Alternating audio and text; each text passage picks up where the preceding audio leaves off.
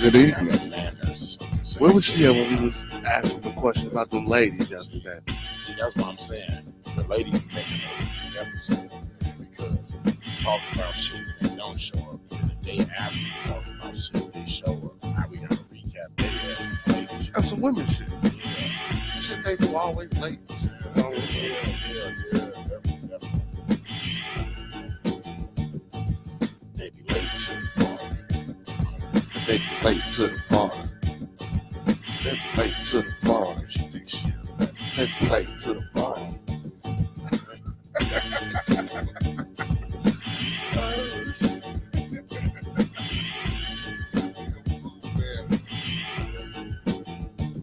I ain't got no problem. Yeah. This shit don't. Hey, Niecy, Niecy Pooh, what up, baby? we gonna saw you, Niecy Pooh. But hey, baby girl, not going about your business. Now get your ass off this motherfucking channel. 10 seconds after, though. We need that. Oh yeah, stay on for 10 seconds. 10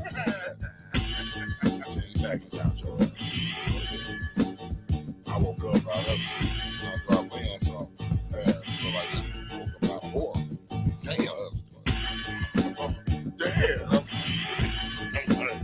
What was you dreaming about?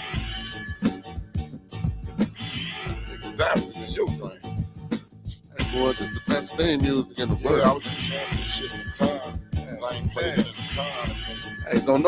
Ain't nobody jamming like Bearded Conversations jamming, This shit nigga. be hard as hell, and it sound like some shit to start some shit off. Yeah. Some shit like this. Mhm. Like that. It's gonna go like this.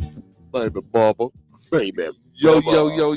Welcome to another episode of Bearded Conversations. I am your host, BeardEdBUCKZ, and here go your motherfucking co-host. L Boogie Baby Bubble. L Boogie, baby. L Bubba. motherfucking Boogie. Oh yeah, gotta throw that bootsy with the T. Boogie. With the T.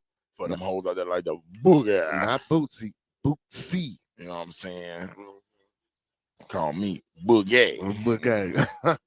No emphasis on the Boogie part. Yeah, shout out to everybody tonight. How y'all doing tonight, man? Want to give first and foremost, want to give a shout out to all our fans, followers, viewers, and subscribers, man. You know what I'm saying? If y'all out there watching tonight, like, comment, subscribe, and thumb up the video. Like, comment, subscribe, and thumb up the motherfucking video. You know what I'm saying? Oh yeah, we appreciate it. We're trying to reach 1,000 followers, y'all.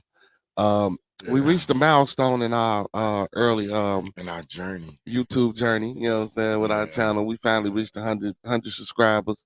We got 100 and something now. Niggas got 100 and something. Thank you kindly, y'all too kind. Yeah, we appreciate that. We appreciate that. Claps. You know what I'm saying? So we make it look easy. We make it look easy, but it's hard. It's hard work, baby. We steady pushing and you know, with y'all help out there, man. As long as y'all keep sharing this shit. And y'all being interested. As long as y'all keep watching. Motherfucker. That's what I'm talking about. We gonna make it. We gonna make it. Right in spot. Look. It's perfect for him. Hey, hold on. Hey, come here. Come here. Anything in this angle. And on that side, that's him. Look, he just hop in. Bop, right in there. On camera. Y'all say what's up to my little one. This AJ. Say hey, AJ. He gonna host toddler conversations. D-Nice, my homie. What's happening? Shout out to D-Nice in the chat. Say what up. See, what's going on? I be trying to tune in. I be asleep. I feel you, but you can always watch it the next day. Yeah, you can I'll be appreciative though of the ones that come in the day of. You know what I'm saying? Because they keep it live and they give us a lot to go off of while we talking about what we talking about. But the ones that can't catch it the day of, you gonna see them reruns. Yeah, but go ahead and like he said, watch that rerun. Yeah, we got like 20. This is the 29th episode. We got like 28 of them. If you feel like you behind, go on YouTube and binge watch. We got binge worthy shit. Right, and I guarantee you gonna love at least half the material. Shit, nigga. We on season 2, face it. You know what I'm saying? This is season 2. Usually a season got like 25 episodes. Low key, we on season 2. Mm-hmm. Well, how you doing tonight, brother? I'm chilling. Just came back from running some errands. Yeah, shopping. Sound like you're a little sick. Nah, I lost my voice. Arguing with a nigga. Oh, okay. But that's neither here nor there. Yeah. You know what I'm talking about? But I'm supposed to be going out and kicking with my coworkers. Kicking it with my co-workers Saturday because it's his birthday. Well, his birthday passed Monday, so I'm going to hang out with them. So I went and got me some motherfucking gear so I can be fresh tabulous in this bitch. Yeah, that is a word. Fresh tabulous. Yeah, you know what I'm saying. So I got me some nice little earth tone outfit. You feel me? Jacket, shirt, pants, shoes, the whole 9 yards. Scully, I'm being that bitch real fresh for my co-workers. B-Day. We supposed to go out and get drinks, get hammered, and my supervisor coming, so I'm looking forward to it because he a vegan recycling ass motherfucker. You know what I'm saying? He like Captain Planet himself. So I just want to see how Captain Planet is when he drunk. So I'm waiting. I'm like, I'm gonna be what you call. I'm gonna be peer pressure at its finest. If he come out like he say he come out. If he a vegan, why is he drinking? Because it's vegan. It's gluten free liquor out there. I guess maybe he just do potato vodka or some shit. I don't know. What he bringing his own? I have no idea. I'm here for all the shenanigans. But you know and my Spanish supervisor coming. He cool as fuck. You know what I'm saying? I found out how cool he was the other day because the supervisor hit him with the Espanol accent shit, like on some fuckery. He hit him so hard with he forgot what the fuck he's really about to ask him because he got caught up into it too much. But you know, I'm thinking like he might take offense to it because he came over. He like, hey, what's up? And like, hey man, let me talk to you, homie. And shit, and he did the whole spiel, and we was all rolling, and like he went along with it, like he ain't that type. You know what I'm saying? So it's like, ain't no like politically correct. Like you could crack some jokes like they know they Mexican, just like we know we niggas. So, you know what I'm saying? As long as shit ain't disrespectful.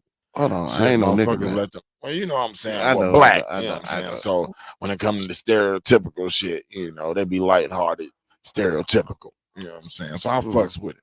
Okay. But I'm just waiting to see them in action. Like I got a vibe about Spanish homie, you know what I'm saying? Just because he really already, you know, let us know he from the hood. That's where he came from, how he got into the job, how he got into his position and whatnot. So like he keep it real. Like now, the stuff he won is my other suit. The one that I'm the vegan one. He's super like, don't say that. Okay, watch what you're talking about. I don't offend anyone. So he like that, but I feel like it's another side to him. We just ain't seen it because we always in the damn office. So I'm low key, and I heard some things. So it's like I'm low key trying to see him in action for real. Yeah, so you want to see how wild and crazy? Yeah, I want to see how he is when he lit. You know what I'm saying? I don't want him to get too fucked up. He can't make it home, but I want him to get fucked up enough that he do some shit he regret a little bit. Yeah, but shit, do you really want to kick it with a nigga like that, man? At first, I wouldn't. Probably would have went for kicking it with somebody like that, just like off back. You know what I'm saying? But just after. Take it home, let you jump on my ball. While I'm beating 10 down your wall. I forget. That came in and went out like, oh yeah, I like that. But, you know what I'm saying? I like that. That was improv too. Hey, that shit was right on time, nigga. That shit came in like it was supposed to come in. My bad. It came in and went out like it was playing. Yeah. That was the shit back in the day. Yeah, it was. I was jamming that shit on the way over here.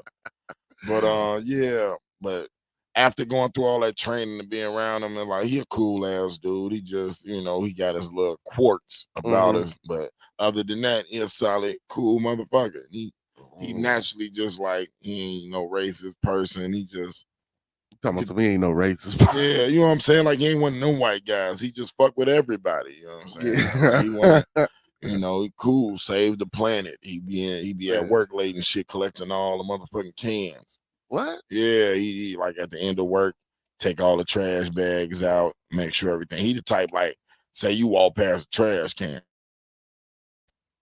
You know, you got the blue and regular. If you threw that shit that was supposed to go in the blue and the regular, he taking it out the regular and he putting it in the blue. But that's dope as hell though, because a lot of niggas need to get into that recycling. Yeah. So you know he do his part one day at a time. Cause you know a lot of shit we just throw that shit out. Just recently though, like a couple of years back, I stopped throwing shit out the window. I used to a lot. I used to just like litter. Then when I see my kids do it, I'll be like, I want like stop doing that shit. But then like I can't say that shit because they see me launch shit out the window all Shout the out to time. Joe in the chat. So I low key like that kind of made me stop. I guess your kids sometimes make you better because shit I ain't like them doing. I'm like I couldn't get mad because I was doing it, so I just stopped doing it. So therefore they'll stop doing it. And now I'm kind of glad I stopped doing it just because who the fuck want to see trash and shit all in your neighborhood? Yeah. You know what I'm saying? When you go into other neighborhoods, they clean, they look nice. So it's like, why not take that same pride in your own neighborhood? But there you go. There you go. Let's start there. Let's make our shit look hold welcoming. on. I like that. Look, I'm about to take some of that what's that nigga name, man? FYBJ, man. Let's start there. Let's start there. Let's start because it hit different. It hit different when niggas is picking up trash in their neighborhoods. You know what I'm saying? Over whooping on the recycling. You know what I'm saying? Boy, I wish I had my voice so I could really do that. That just got me wrong. So why you think? What's up, Joe? Why you think we fucking like when you go to neighborhoods? Why you think our shit just like why we don't give a fuck about the trash and how I think gradually it got like that because I remember back in the day when motherfuckers had a crackhead out there cleaning up. Yeah, but like regardless if they didn't do it or not, they cared enough to be like somebody gonna do it here. Take this $20 and sweep the block or clean this corner. Like motherfuckers used to really do that. I used to see drug dealers come pay the clerks or get the kids money to clean up the motherfucking neighborhood so it can look like that. Like people that's in control now is like shit, half our age, young. They ain't thinking about no shit like that. They ain't got pride in themselves, let alone have pride in, you know. But I'm not gonna even say nowadays because you gotta think about it. Like growing up until now, our neighborhoods have always just some parts parts just was like niggas was gonna be niggas, and then some parts motherfuckers had some pride. You know, now you right. It depends kind of like on what neighborhood or what block you was in, honestly. If it was like older people on the block, I believe, you know what I'm saying, they tried more and put more forth for effort to keep it clean, especially if there's like older black homeowners because they took pride in being able to own a home and they wanted to make sure that their front yard looked nice. And like my mama was that type of person.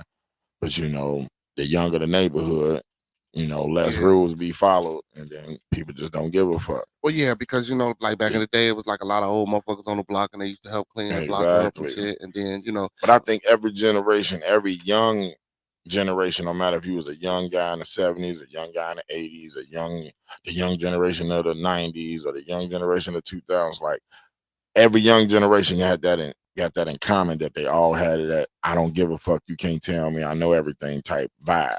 You know what I'm saying? It's more severe now because of the internet kind of amplified, but all of us went through that stage of not giving a fuck or not caring for shit that we should care for, you know, not that flaw of being part of that problem. And then as we grew up, we learned to become more the solution.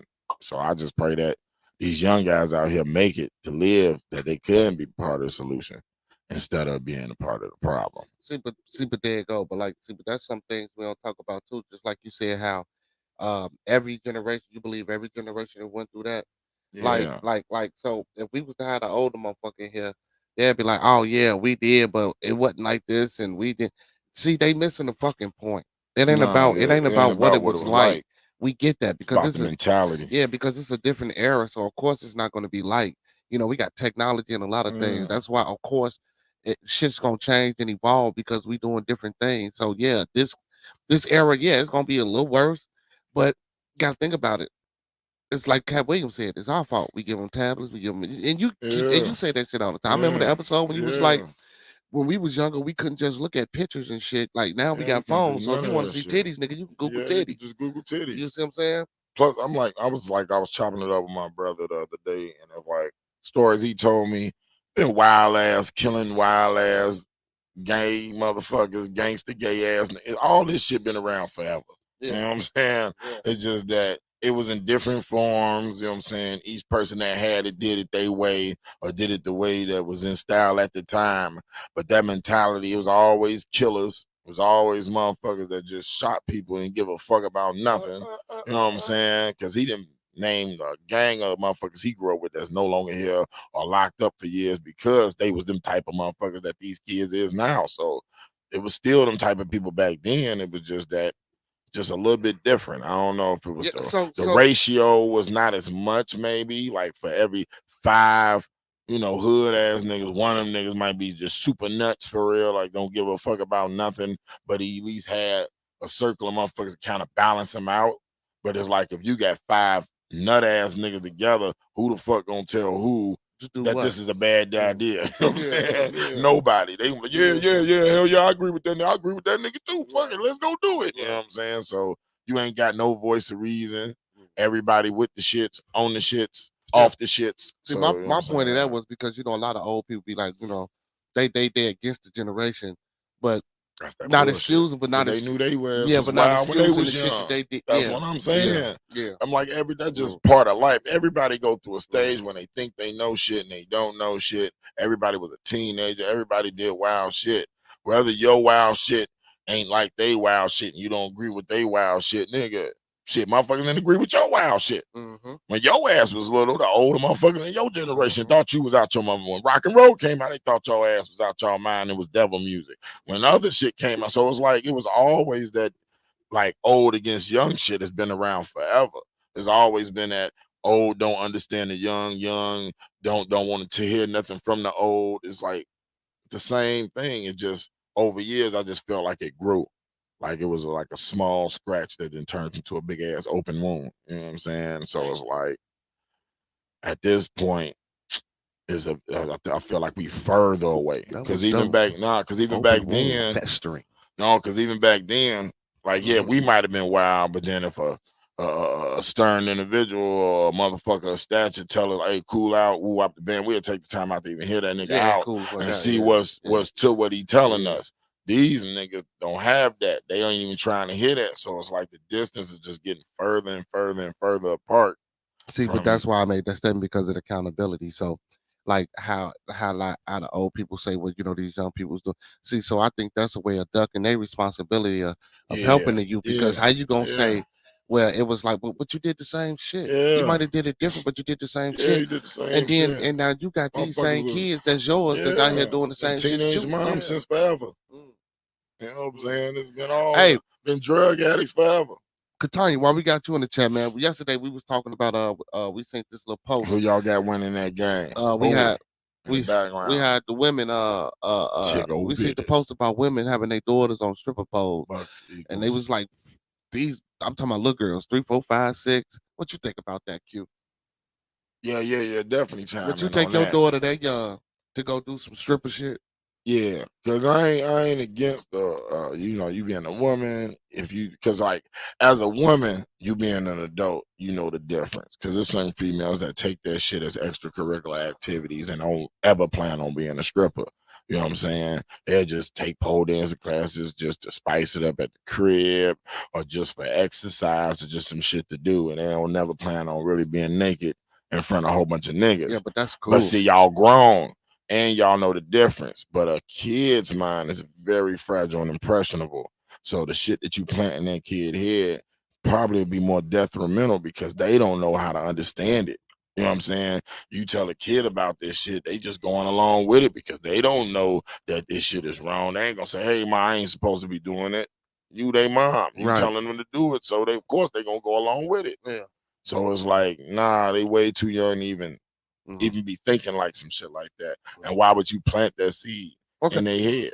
Well, what about this? Bucks and Eagles? Of course the Eagles, bro. I know the Bucks been, not to jump off that subject. No, I want to address that. I know the Bucks been I mean the Eagles been on a losing streak lately, but Bucks, the Bears just beat the damn Bucks. Come on, man. Of course the Eagles is for the rear. Damn, I don't like how you just kind of shitted on the Bears.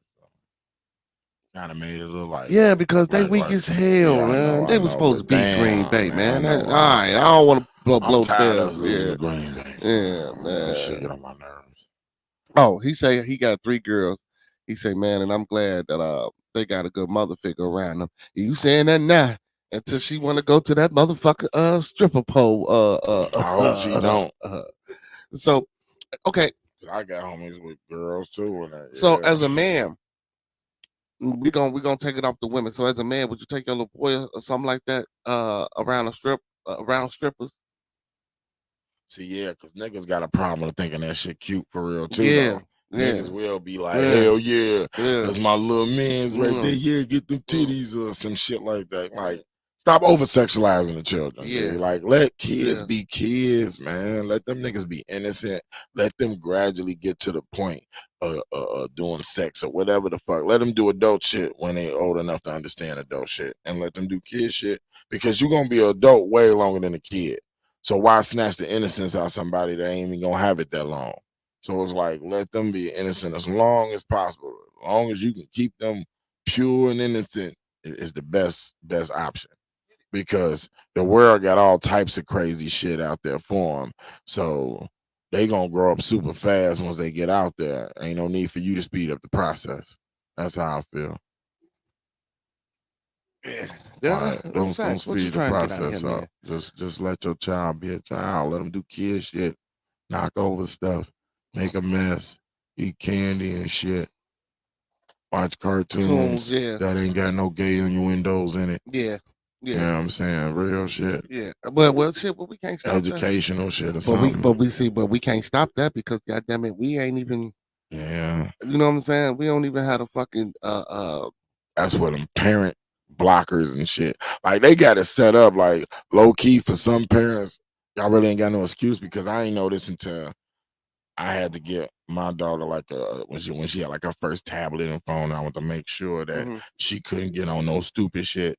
They got it set up where they send you an alert if your kids are trying to download or see some shit that they ain't supposed to be watching. Yeah, I get that. You know what I'm saying? And you gotta be able to sign, like, you gotta accept it, like, okay, cool, they can download that app.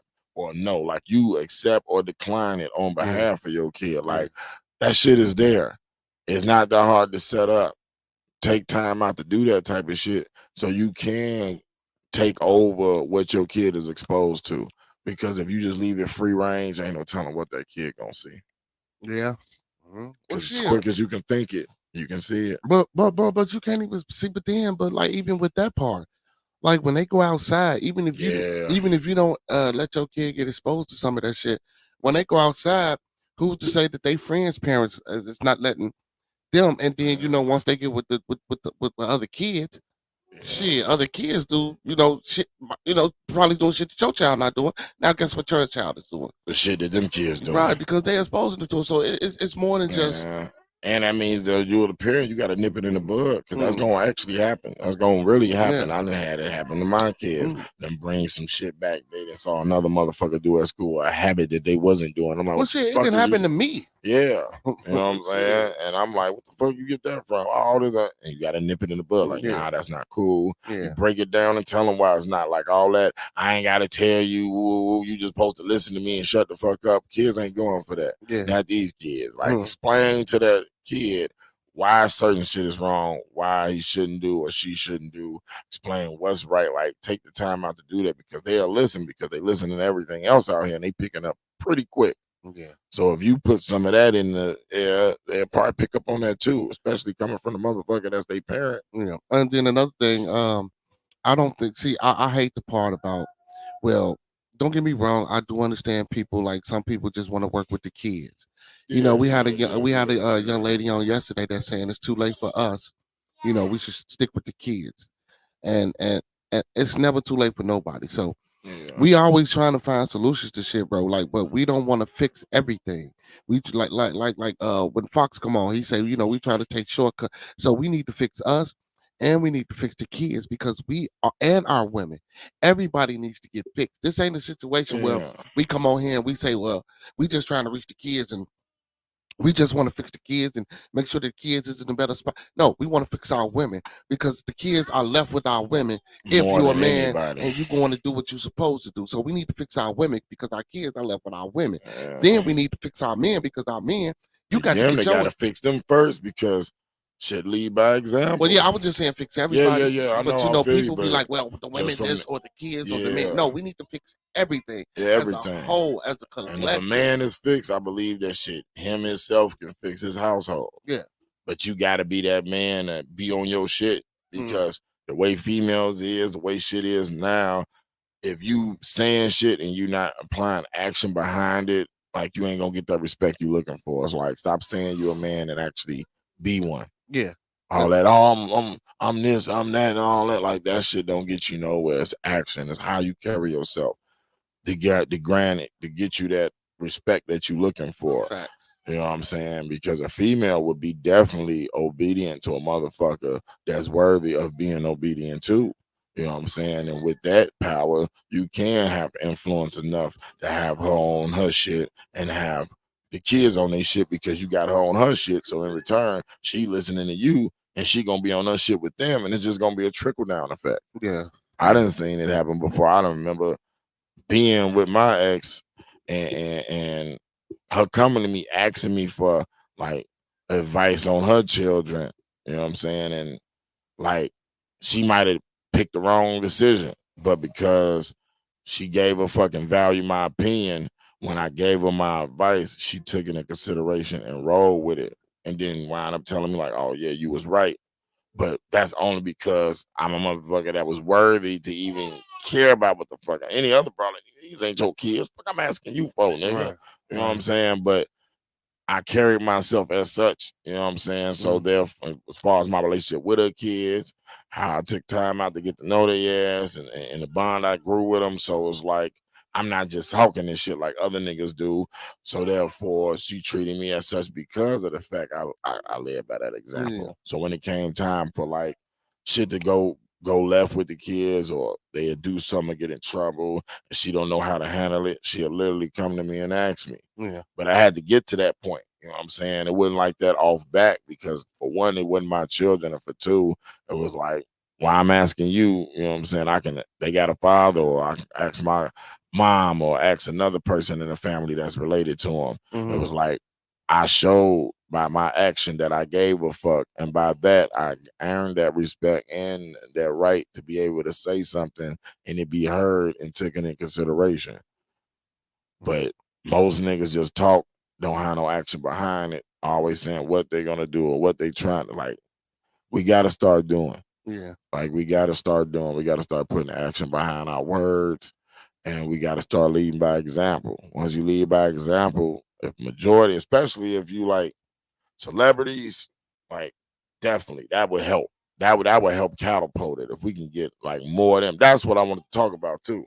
But if we can get more celebrities to really come up out of that bullshit and giving a fuck about them people, you know what I'm saying, and really lead by example, that should be a hell of an influence. Like take Lil Nas X for example. They black like the nigga ain't came out with music in a while, and I found out why. They done blackballed him a year ago, and that's why he ain't dropped nothing new because of that devil shit. Because they won't let not even because of that. If it was devil shit, this shit would have been on Hot 97 right now. Nigga, he told the record execs that he ain't with this shit no more. He don't want to make music like that. He kind of want to do gospel music, and he want to start doing music about God and promoting positivity. Gee, that's when they pulled the plug and blackballed him. They'll promote that nigga giving the devil a lap dance and riding the strip pole all the way down to hell. But as soon as that nigga say, I want to do something positive because I see that y'all woo-wop me and y'all got me up here and I ain't with this shit no more. Oh, then there's no use for you. We ain't gonna let you put nothing else out.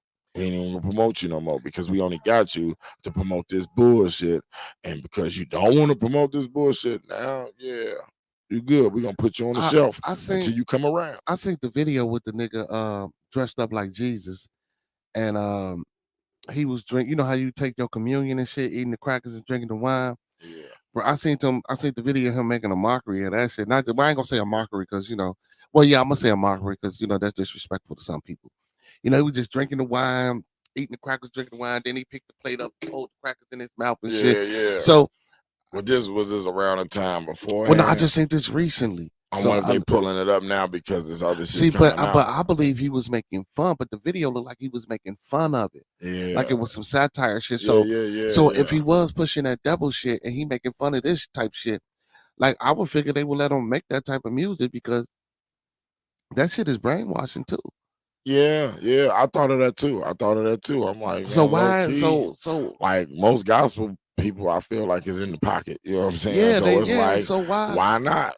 Yeah, so but I guess they felt he was more detrimental. Detrimental. Yeah, detrimental to the culture by doing what he was doing. Okay, so stay in that lane. We don't need you in this lane. We got somebody for that. Exactly. That's why we got the pastors, the preachers, and him being at his height, like that motherfucker was big as hell. Like that nigga blew up quick as fuck off of one song, and then another song after another song. And what's crazy, everything he did was controversial. But it was the all song. for bullshit. I like the song, and I still like the song, regardless of whether, you know, he was part of that community or not. The song was dope. Yeah. Until I found out what it was about and what it meant, and then they were like, Yeah, well, I'm saying he make dope music anyway. So, but it was just like, it was the visuals, it was the shit he was doing, it was all that. So it was like, that shit was like touchdown end zone shit for their ass. Like, hell yeah, keep doing that. More naked niggas in the video. Pop y'all ass on each other. You know what I'm saying? Like, they was with it. It was like, I ain't never seen some crazy. Well, I never thought we'd get to the day that, but he pulled it. He got us there to a point that I saw shit on TV I ain't never think I was gonna see. Two men kissing at the BET Awards, all this wild ass shit, damn this semi-gay porn in every video, and I'm like, damn, I never think we'd get to that point. But he was that popular that he pushed that envelope in that direction, and they allowed him to keep pushing it. And as soon as he said, you know what, I want to do something different. I want to promote some positivity. I want to tell these kids, stop fucking with this other shit that y'all trying to get me to do. Hey, snip. Hey, man. Hey, big shout out to Superstar AJ in the background, man. I know y'all see my little one in the background. Yeah. You know what I'm saying? Hey, big shout out to AJ, man. Hey, Jizzle. It took the show over. Yeah. Oh shit, man! This nigga here is all in the background doing his thing. But and I think that's how it's gonna go for anybody though. Like back to what I said earlier, like you got to be willing to say fuck your celebrity and fuck that cash. But then some people so bound by these contracts and whatever other, you know what I'm saying, agreements they had behind closed doors, they can't even really do that. Yeah. They didn't really done sold all the way the fuck out. So some of these niggas just gotta ride it out in the lane they chose because ain't no turning back from that lane. And if they do, they gotta lose everything they accomplished or everything they got, or the motherfuckers gonna turn on them and stick their ass in jail or some bullshit gonna pop up about them. So shit, that's the industry. Yeah. You know, we spoke about that a long time ago too. Like they got your hands tied behind your back. You know what I'm saying? Some of our first episodes. Do we want to push our kids to get into entertainment and do all this shit with like all this type of shit going on? I seen some shit about Omarion. You know, he out the loop. He was saying how Cat Williams was telling the truth and shit. I say some shit about how he was saying Cat Williams was telling the truth. He didn't get into specifics and details, but he was like, yeah. So I mean, with all that, if he did that shit because he is out the loop. Oh, you think to get in the loop? You probably, you know what I'm saying? Because I be looking at that. It's like when something viral happen, I be looking at the motherfuckers that hop on or respond to the viral shit to see like, okay, is he responding because he really know this nigga, or he responding because he just trying to jump on the bandwagon and get a couple of views? I don't know. He might be out here cloud chasing as the youth say. You know what I'm saying? Type shit. Yeah. He might. But yeah, man. So when we talking about us as a group, you know, it's real important that we understand that it's not just about the kids, you know, it's not just about our women, it's not just about our men, you know, they are systematically picking us apart. Boy, you took the words right out of my mouth. You know what I'm saying? They systematically breaking down our system of family. You know what I'm saying? So that's why the youth can't talk to us and we can't talk to the youth. It's just so much shit that they doing and attacking.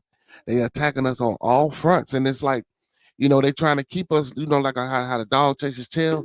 You know what I'm saying? They attacking the children. So for the ones that's out here that's really standing strong, they're attacking the children. We running over there.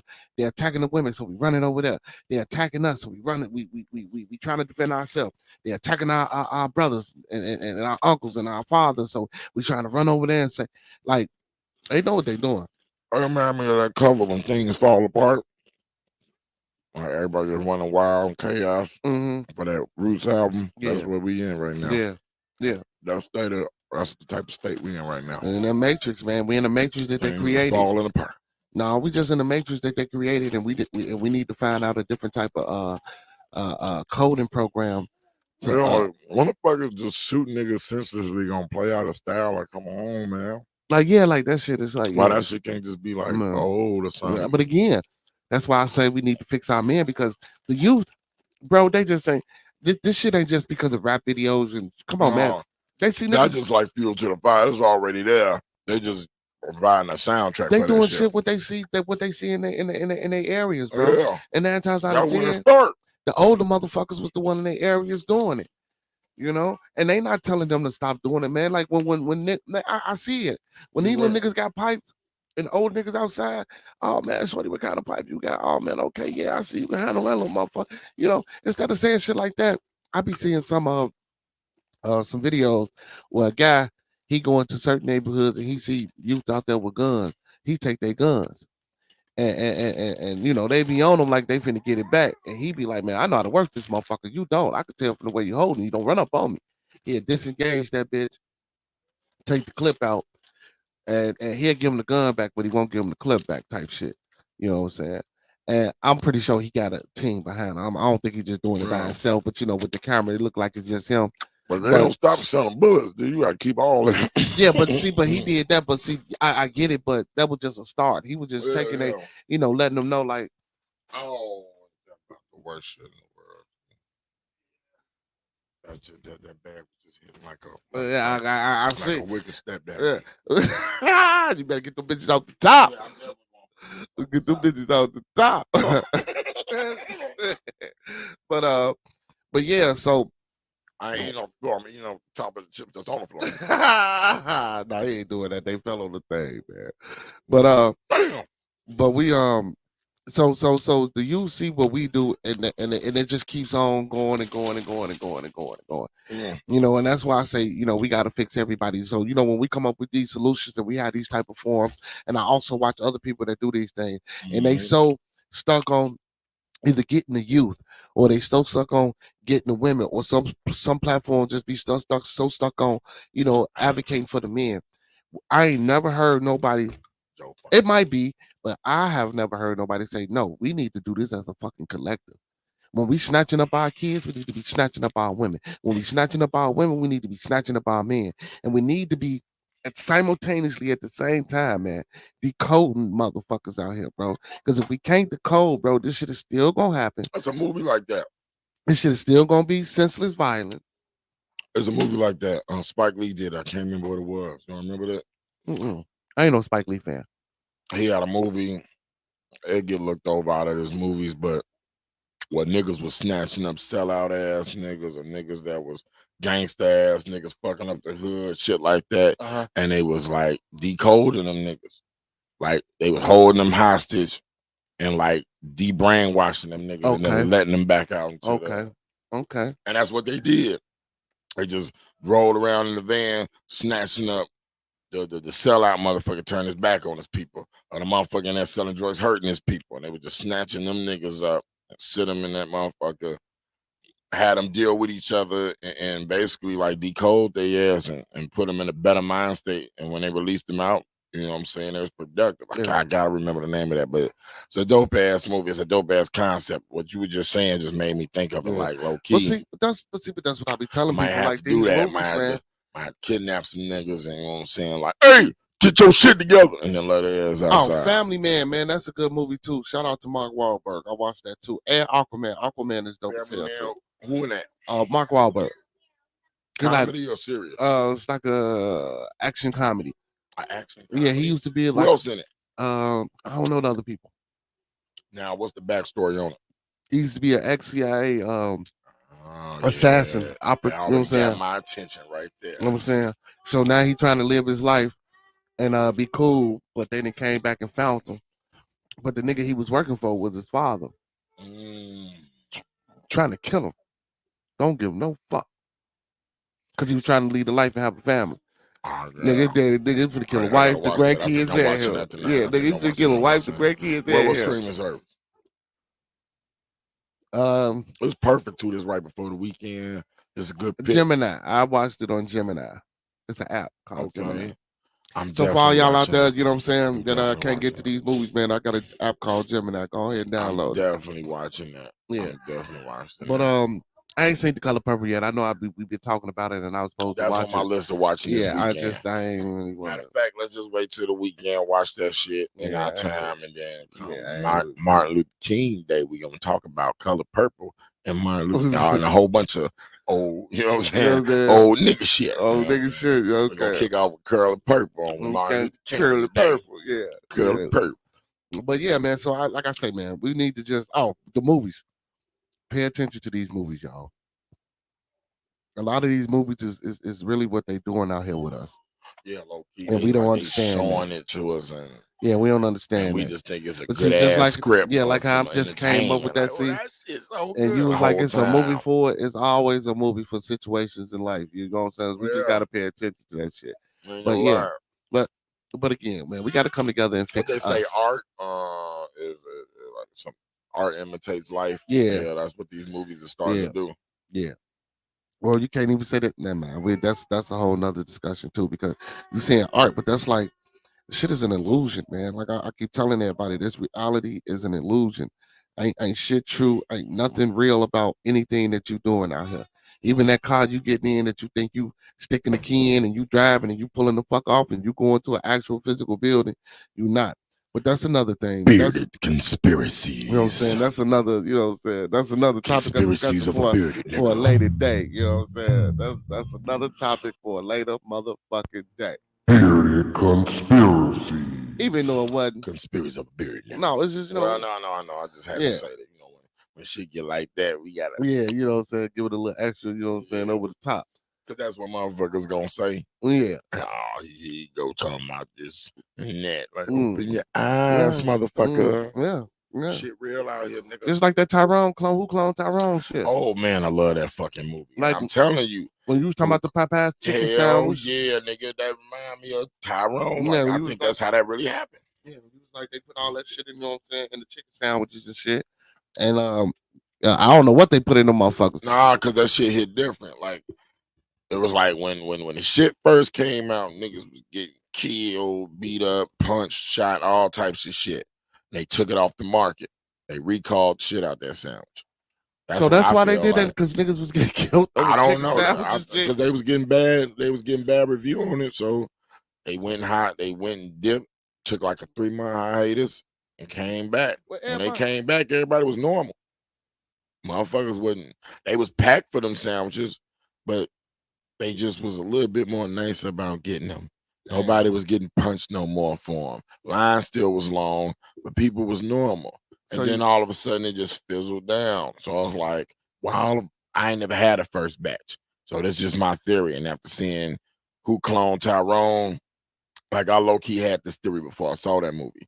After seeing that movie, it almost felt like it confirmed my theory. Because there's a scene in there when everybody was in there busting up laughing, eating the chicken, but they was overdoing it. And you're like, I told you put too much shit in that batch. Now we got to take that off and redo. That's why. So you think they put some shit in there and they took it out when they sent it back out? I believe so, because like I said, I remember another black motherfucker saying that Popeyes is for niggas and KFC is for white people. And every time I've ever been around a white person, when they want chicken, they always call about KFC. Well, you know, they say KFC ain't even real chicken. That's why they can't call it Kentucky Fried Chicken no more. But yeah.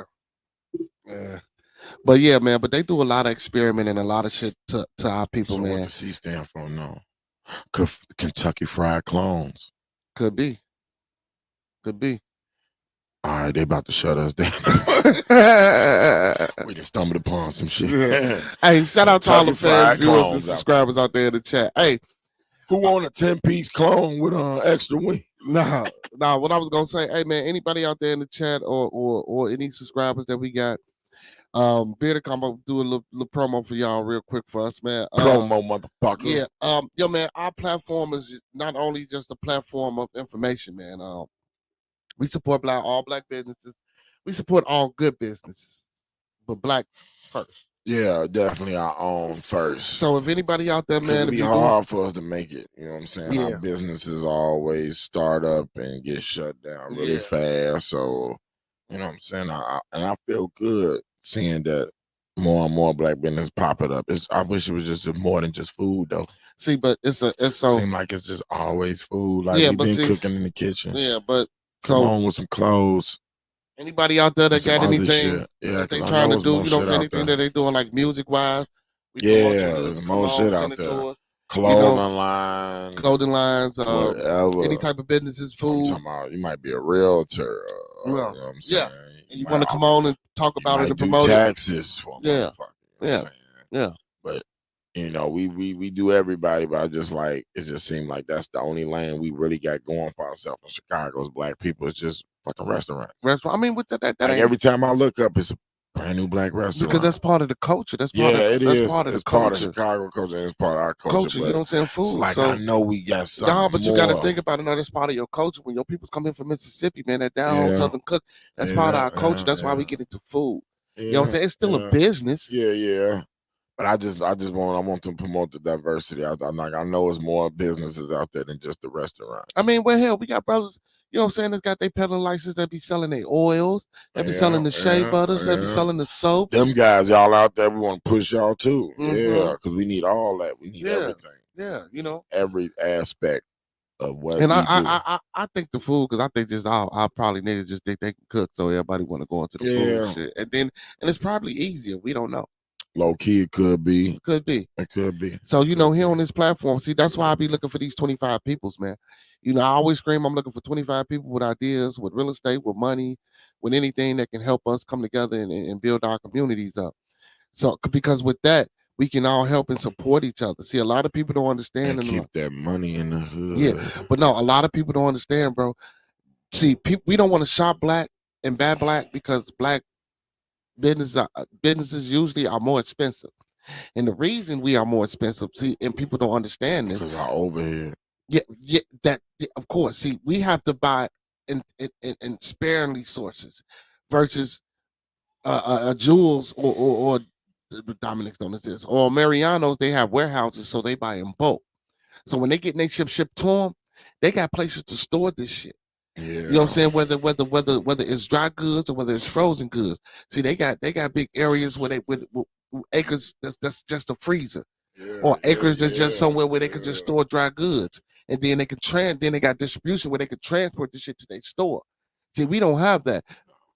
What black businesses do is when we run out, we order and have it coming in as it's running out versus buying it in bulk. And never running out. See, we do buy in bulk, but we buy in bulk to the point where we have nowhere to put a lot of shit. So we only buying in bulk limitedly. So, okay, maybe that'd be a good idea for a business, like to offer a warehouse for other restaurants to store their food. Well, like if we got, but that'd be hard. I mean, I ain't gonna say hard. We got a big, but you got to think about like it. But a storage joint. But are you trying to offer this service to everybody? Because I'm saying, like, it had to be a big enough place, like a storage joint, where it's like, bam, you can rent out a section where your shit is here. It's locked. It's a freezer, whatever. I mean, that'd be cool too. But I would rather a person, especially like independently, if they're doing it on their own, to get their own land. But now if you're doing it like that, but if you want to do it like that, help though, but see, everybody can't afford that. See, but that's where the 25 people in the collective shit come in that I'm talking about, because we can put our money together and we can buy enough land to where we can build a facility that stores that, not just for that people. So so basically the plotted land, it'll be plotted out. So if you're doing clothes or you're doing shirts or shoes and pants, you know, we have that over here on this side of the a lot. If you're doing food, we might have 10 acres dedicated to a freezer part of the lot, some shit like that. You know, we have it plotted, planned, mapped out, and all that. I mean, and it don't take much. You know what I'm saying? And that could be a start. That's why we don't have no grocery store. You know, we got little mini marts and shit. Yeah, we got tons of those. But it be mom and pop when it's black, and when they don't last. That's the reason why they don't last. That's why, like, it's just, man, and they can't compete with Walmart and all the places because they buy it in bulk. That's why they can sell it so cheap. Yeah, but then even with that though, no. And then we got the decoding and the deprogramming. Because when you go to Walmart and you go to Jewels, bro, that should be high as hell. Well, Walmart do be cheaper than Jewels though. For a lot of shit. I mean, but still they slightly expensive. But I would rather go to hell yeah. You know what I'm saying? Somewhere where man. Not us working in the motherfucker and they owning it. I want us to be working in it and us to be owning it. You know what I'm saying? And for us to be driving the truck to the warehouses that we provide excuse me, to put back into the stores that we have. You know what I'm saying? Like, bro, this like it ain't, man, this shit ain't hard, bro. We got too many niggas out here with money to just they just fucking off on dumb shit anyway. No, man, it ain't even the fucking off. It's the programming. Well, that too, but I'm talking about the niggas with money. I'm talking about these celebrities, man. Yeah, but it's like what's the name said. I can't remember what celebrity said this, but he said he knew the game was rigged because it's like he'd be with this motherfucker in there, fuck off all this money in the strip club. Soon as you ask him, like, man, take some of that money and invest. Oh, I gotta talk to my accountant first. Why don't you take some of your money, invest it in the hood, and do this program for the youth? Oh, I gotta talk to my accountant so he can rearrange the number. But you just went to the strip club and threw 100 G's on these bitches. You weren't talking to your accountant before you went in the mother. That's what I'm saying. And that's another thing, y'all. So when we get these people like these accountants and these lawyers and these shits like that for us, when we do get that's just money, a polite way for niggas saying I ain't paying for that shit. No, that's not a polite way of shit. That's a polite way of your accountant gonna let you take that $100,000 out to go trick it off. You know what I'm saying? So that's your trick off money. So now when they take your money, they gonna say, "Oh, well, you had that's what you did with it." While they funneling, I forgot who that was who said the motherfucker was taking money under the table from wiping their ass blind, boy. Damn. You know what I'm saying? Hold on, I think I know who you talking about too. We talked about this. You told me about this. Say they had to fire that motherfucker. Whole damn, I know. You know what I'm saying? Can't remember. This escapes me. So, and that's another thing about why we push this education. Yeah, it's cool to have the convenience of having a lawyer. It's cool having of having a accountant. But like Brother Fox said on like 2 shows back, you have to do your due diligence. You have to vet. If you don't vet the proper way, you're not gonna you're gonna get fucked. Vet. It's just like all it means is a thorough examination of whatever the fuck you get into. Like I said, your due diligence. So if you know you got all this money, man, why would you go to a unreplicable you know what I'm saying, accounting agency versus going to somewhere, you know, you gotta do your background work. Yeah, you know, and then why would you go, oh, well, he ain't no black motherfuckers here?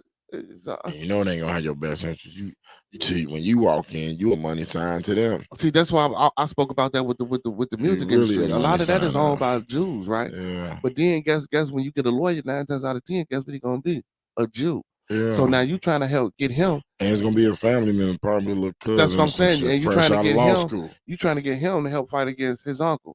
He ain't doing that. He ain't doing that at all. That's why niggas get fucked out of their contracts in this music. Yeah, they ain't cahoots. That's like the public defender and the motherfucking prosecutor. Yeah, and not to be jumping cutting deals and shit. And not to be jumping around.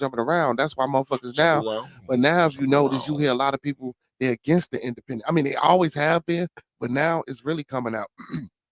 Oh man, fuck being independent. That independency ain't gonna get you. Or would you rather be independent because you can get this, that, and the third? Or I be feeling like be them on a niggas label. be damn near getting paid to say that shit. Yeah. You know what I'm saying? Like, see your contract to advocate against that. We want more motherfuckers getting signed than motherfuckers being independent because they hit them with the 360s. You definitely. It's only hard in the way, like, as far as promotion or getting yourself out there, because that's literally all they provide, and it's just like distribution. Yeah, and that too, but not even really distribution now, because ain't nobody pressing up CDs and shit. I mean, yeah, because of the streaming. Yeah, so it's like it's really promotion you paying for. I got a budget to get a good ass producer or a good ass feature or some shit like that, but for the most part, they ain't doing that much for you that you couldn't do for yourself. But you know, it is harder to get to that point because now you got to do the real groundwork as far as getting whatever you do out there. But nigga, just invest into a good ass manager, and that's your record label right there. And you and a good ass manager that know what they doing, that can get you a show, that know how to go out there and speak on behalf of you and get you a contract or talk like that's all you don't need no record, because that's what the fuck the record label doing any motherfucking way. And then they have another motherfucker in their family be your manager. Now they both like, so the record label ain't doing nothing at all. They just paid this nigga to be your manager. He getting your money. He one signing deal, making sure they get their money, and you getting the short end of the stick. Yeah. So it's like he explained that shit so eloquently in the synopsis form, y'all. He left a lot of shit out, but pretty much that's how. Oh, I'm just saying, and like, another thing, I'd man. rather be independent like how we is. All black people don't do restaurants. Shout out to the House of Wellness, y'all. That's what I'm talking about.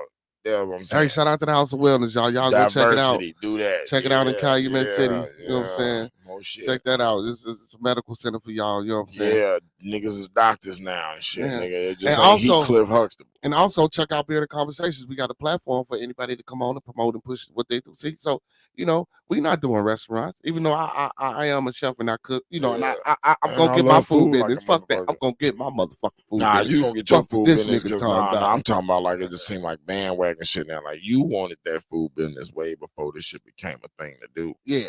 Now all these TikTok recipes and other people now, motherfuckers just everybody and their mama now a chef now. Yeah. And they got a restaurant now. And that should be sometimes horrible. that should be good and sometimes it don't. But I still go give my money at least one time because they're my people. Now, if I don't like it, I ain't coming back. If I like it, I'll be a regular. But it just seemed like I remember when motherfuckers wasn't pursuing that. I remember motherfuckers that was pursuing that was people who actually had passion and love for that. Yeah. Like you. Yeah. Hey, and again, y'all, if y'all out there, man, shout out to Remo in the chat. All you gotta do, man, is make a 2 to 3 minute video, bro.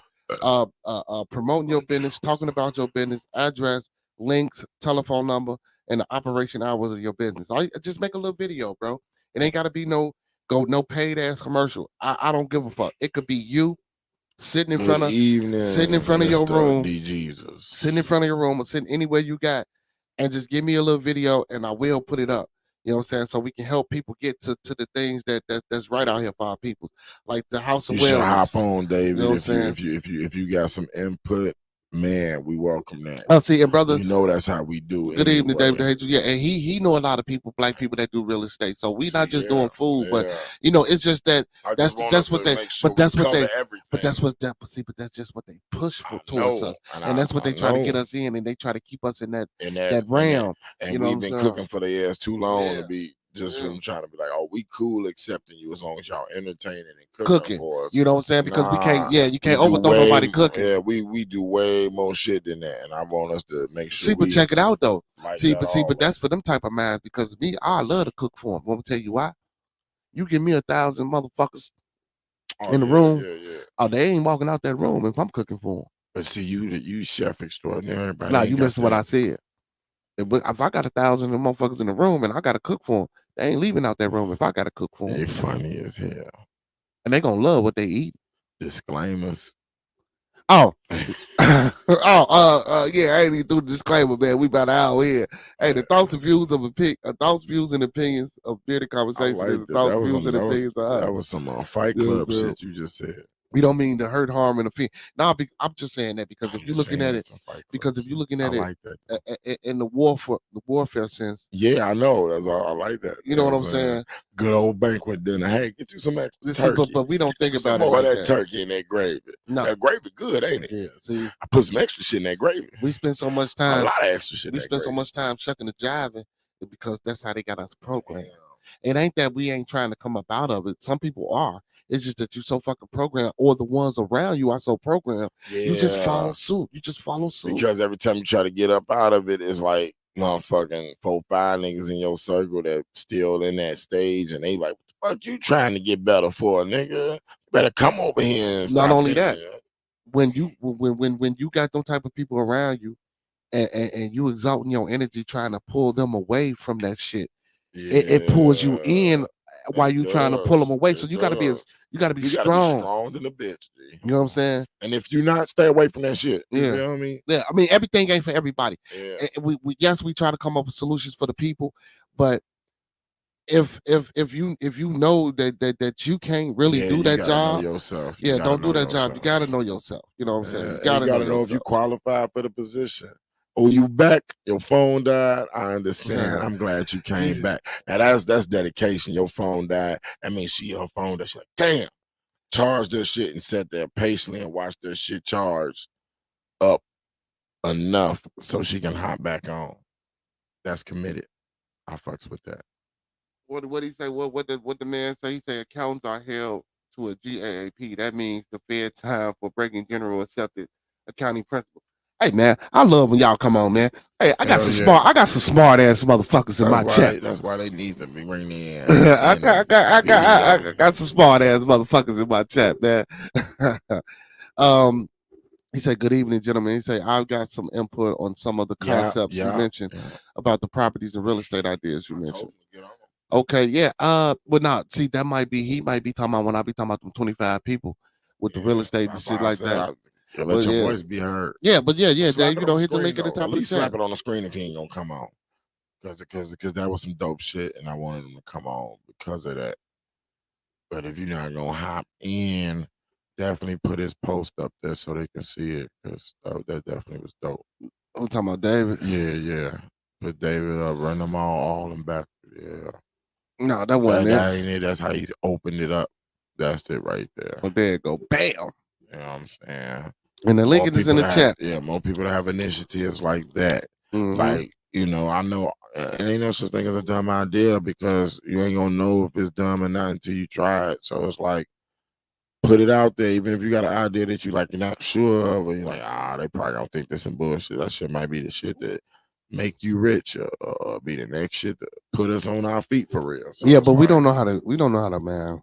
Like, share those ideas. Like, if they not right, we gonna vote, veto, whatever the fuck. But don't be afraid to share, because brainstorming, you're gonna go through a lot of bullshit until you find something real. But as long as we starting that think free tank, and motherfuckers start putting ideas out there, you're gonna come across something. We do it all the time, and we sit here and chat it up. And more we chat and talk about shit, we come up with one idea, another idea. One idea might be better than the other, but yet and still, we still doing work by brainstorming to try to figure out. And people be so lazy, they don't even want to troubleshoot. It's like troubleshooting is the shit. Yeah, so that's all I want. You gotta troubleshoot. Yeah, so we can come in. So now we get. It's just like when you know how you write the paper and you brainstorm, put your ideas down, then you take the best out of the three, and then you work off of that. That's what we need to do. So right now. Put Remo back up there again. So right now, all we doing is trying to get these ideas. So now that we got them, all right, David. Now we got to try to charge up, get a way to bring them into recognition and fruition. And we got to try to find a way to bring it, you know what I'm saying, to the light. Because I know me and my homeboy just talking regularly in our day to day. We used to and still do, just came up with ideas and dope shit to do. It's just that, you know what I'm saying? Sometimes you don't have to drive or the wheel, or sometimes you just don't have the time to make those things come into fruition. And they could be real solid as, like, me and him in part came up with $4-5 million ideas. Yeah. And now we just finally putting time into getting it done.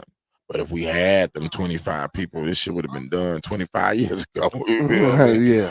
But, let us lead by example for the ones out there. Just know that this came from just an idea. This is what you're watching right now, was just us getting high, talking and thinking about shit, and understanding that what we talk about needed to be heard by other people, and we didn't know how to go about doing it, but we said fuck it, and my man took a leap of faith, and boom, now we popping. Now this is one business that's up and running, and that's usually how it goes. You just gotta have that drive to match the idea. You can't have $1 million idea with some $50 worth of drive. You gotta have that same drive. You gotta have $1 million idea with $1 million drive. Yeah, you gotta follow through. It's all about the follow through. And we got to have that support community. Yeah, that makes it better too. Like I was speaking about, remember when I was talking about the Jewish people in the church? Like regardless of whether they know each other or not. Regardless of whether they know each other or not, they everybody in the church puts all their money into whoever's idea once they become of age. You know what I'm saying? They put all their money into their idea, and they give them 2 chances for them to hit it, but before they get this business or whatever they're gonna do to put money into it, they already put money into it. So now when it becomes successful, they still put money into it because they didn't gave them money to start it. And now that it started, all of them goes to that fucking business. And that's how the money stay, and that's how the money keep, you know what I'm saying?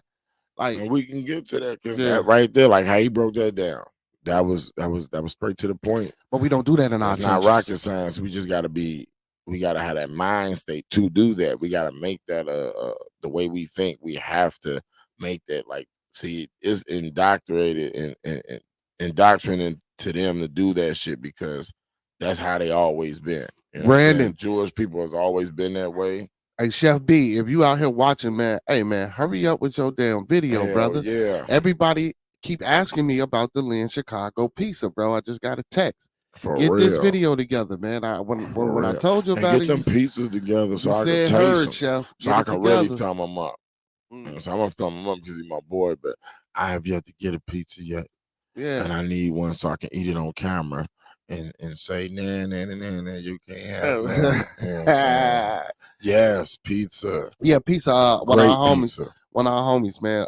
He got a business called Good Lynn reviews. Chicago That Pizza. motherfucker look fire. I can't wait to taste. He got a little joint he started. It's called that he started. It's called Lynn Chicago Pizza. I told the brother to make a video cue, and so I can put him up here and get him known. Yeah, anybody, that's why I keep pushing, man. Anybody with these ideas, man, we just ain't up here doing this shit, bro. If you got something, you got a legitimate business, a certified legitimate business, you know what I'm saying, man? Come holler at your boys at Bearded Conversation. We are for our people. Yeah, and we gonna push it. We gonna put it on. You know what I'm saying? If you click the description and you hit more, my email is in the chat. Email me. I'll send you my number. Me and L Boogie will sit down and go over the analytics with you and whatever. We and review whatever the fuck you got going on and we'll, if it pass, we'll put it up. If it don't pass, we'll tell you what to do to pass it. See, we'll what's put gonna happen.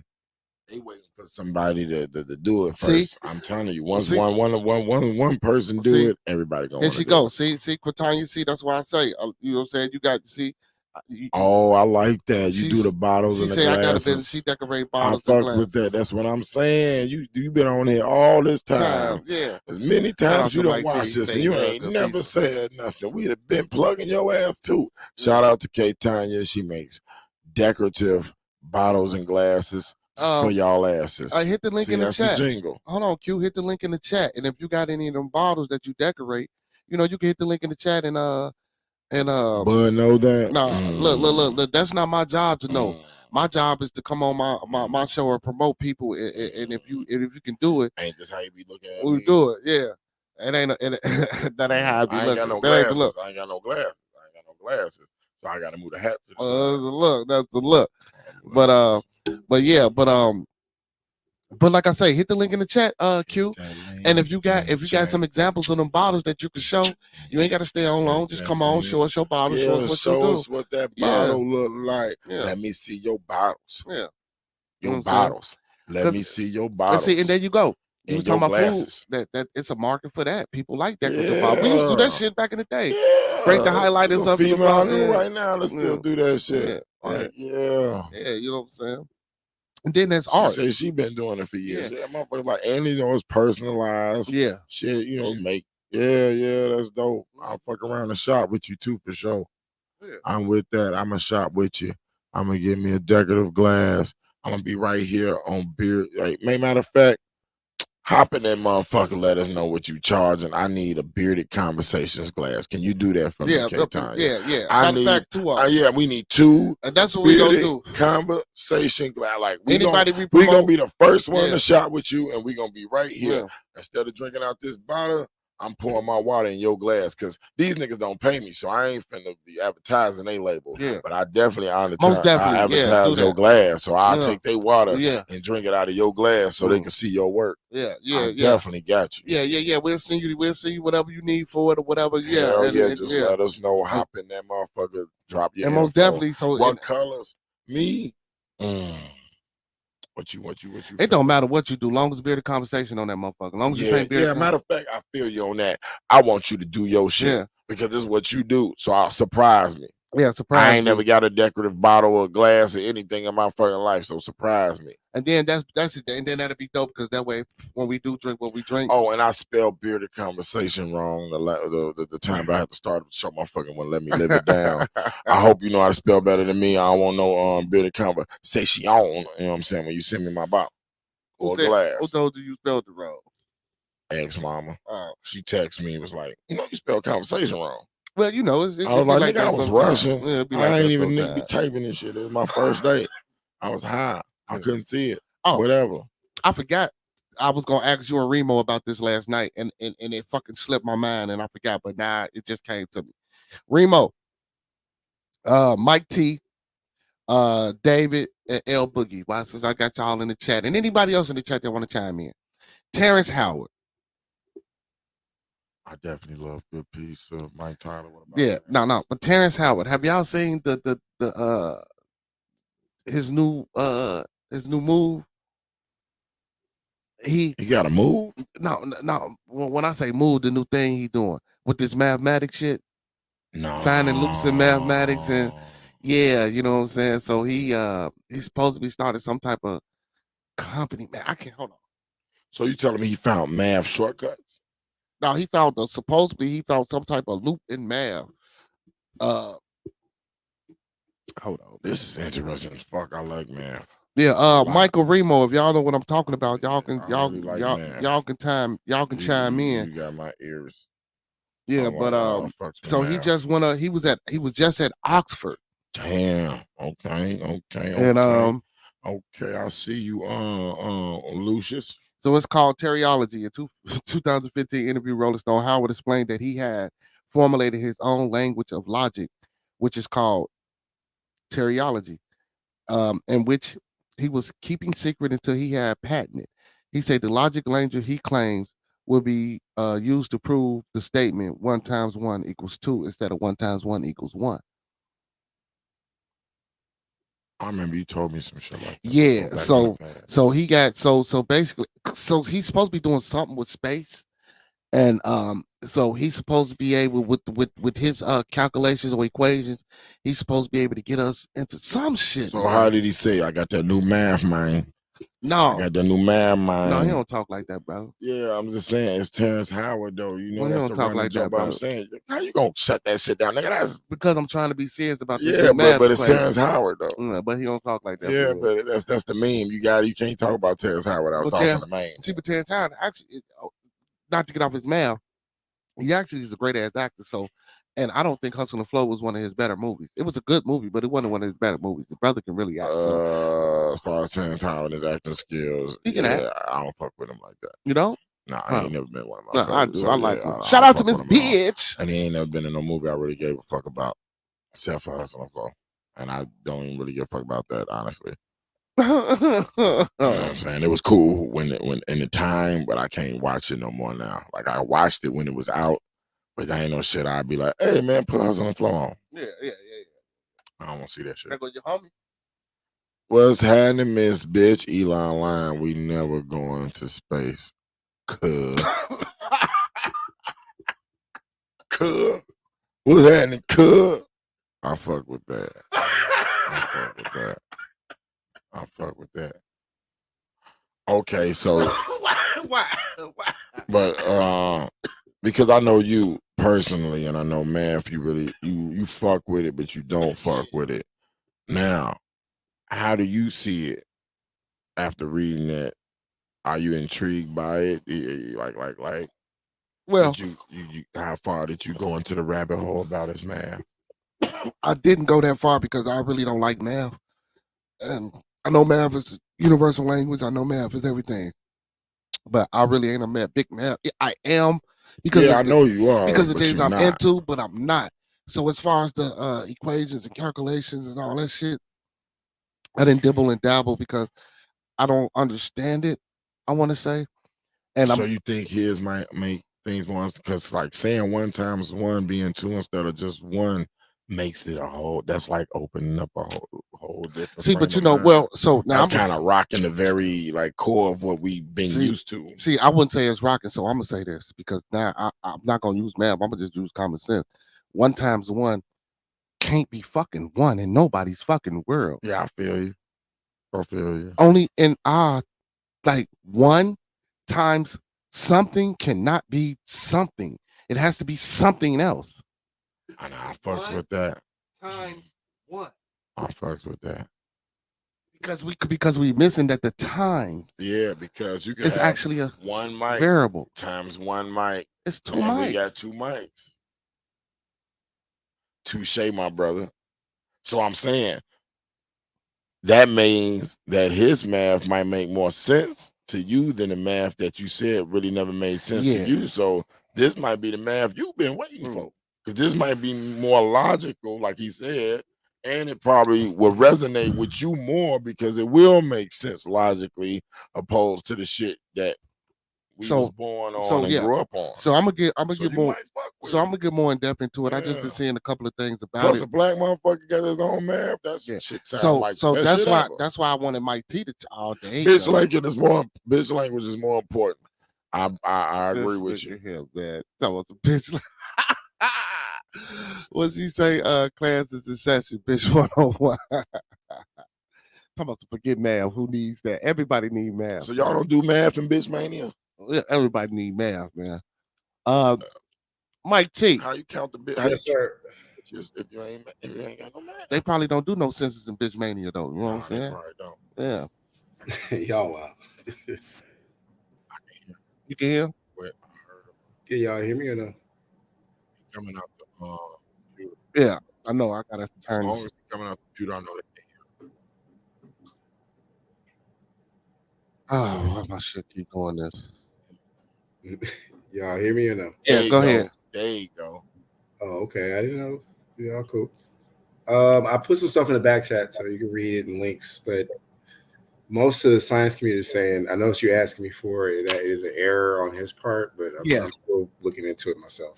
Okay. I know that's why you let me in and say that.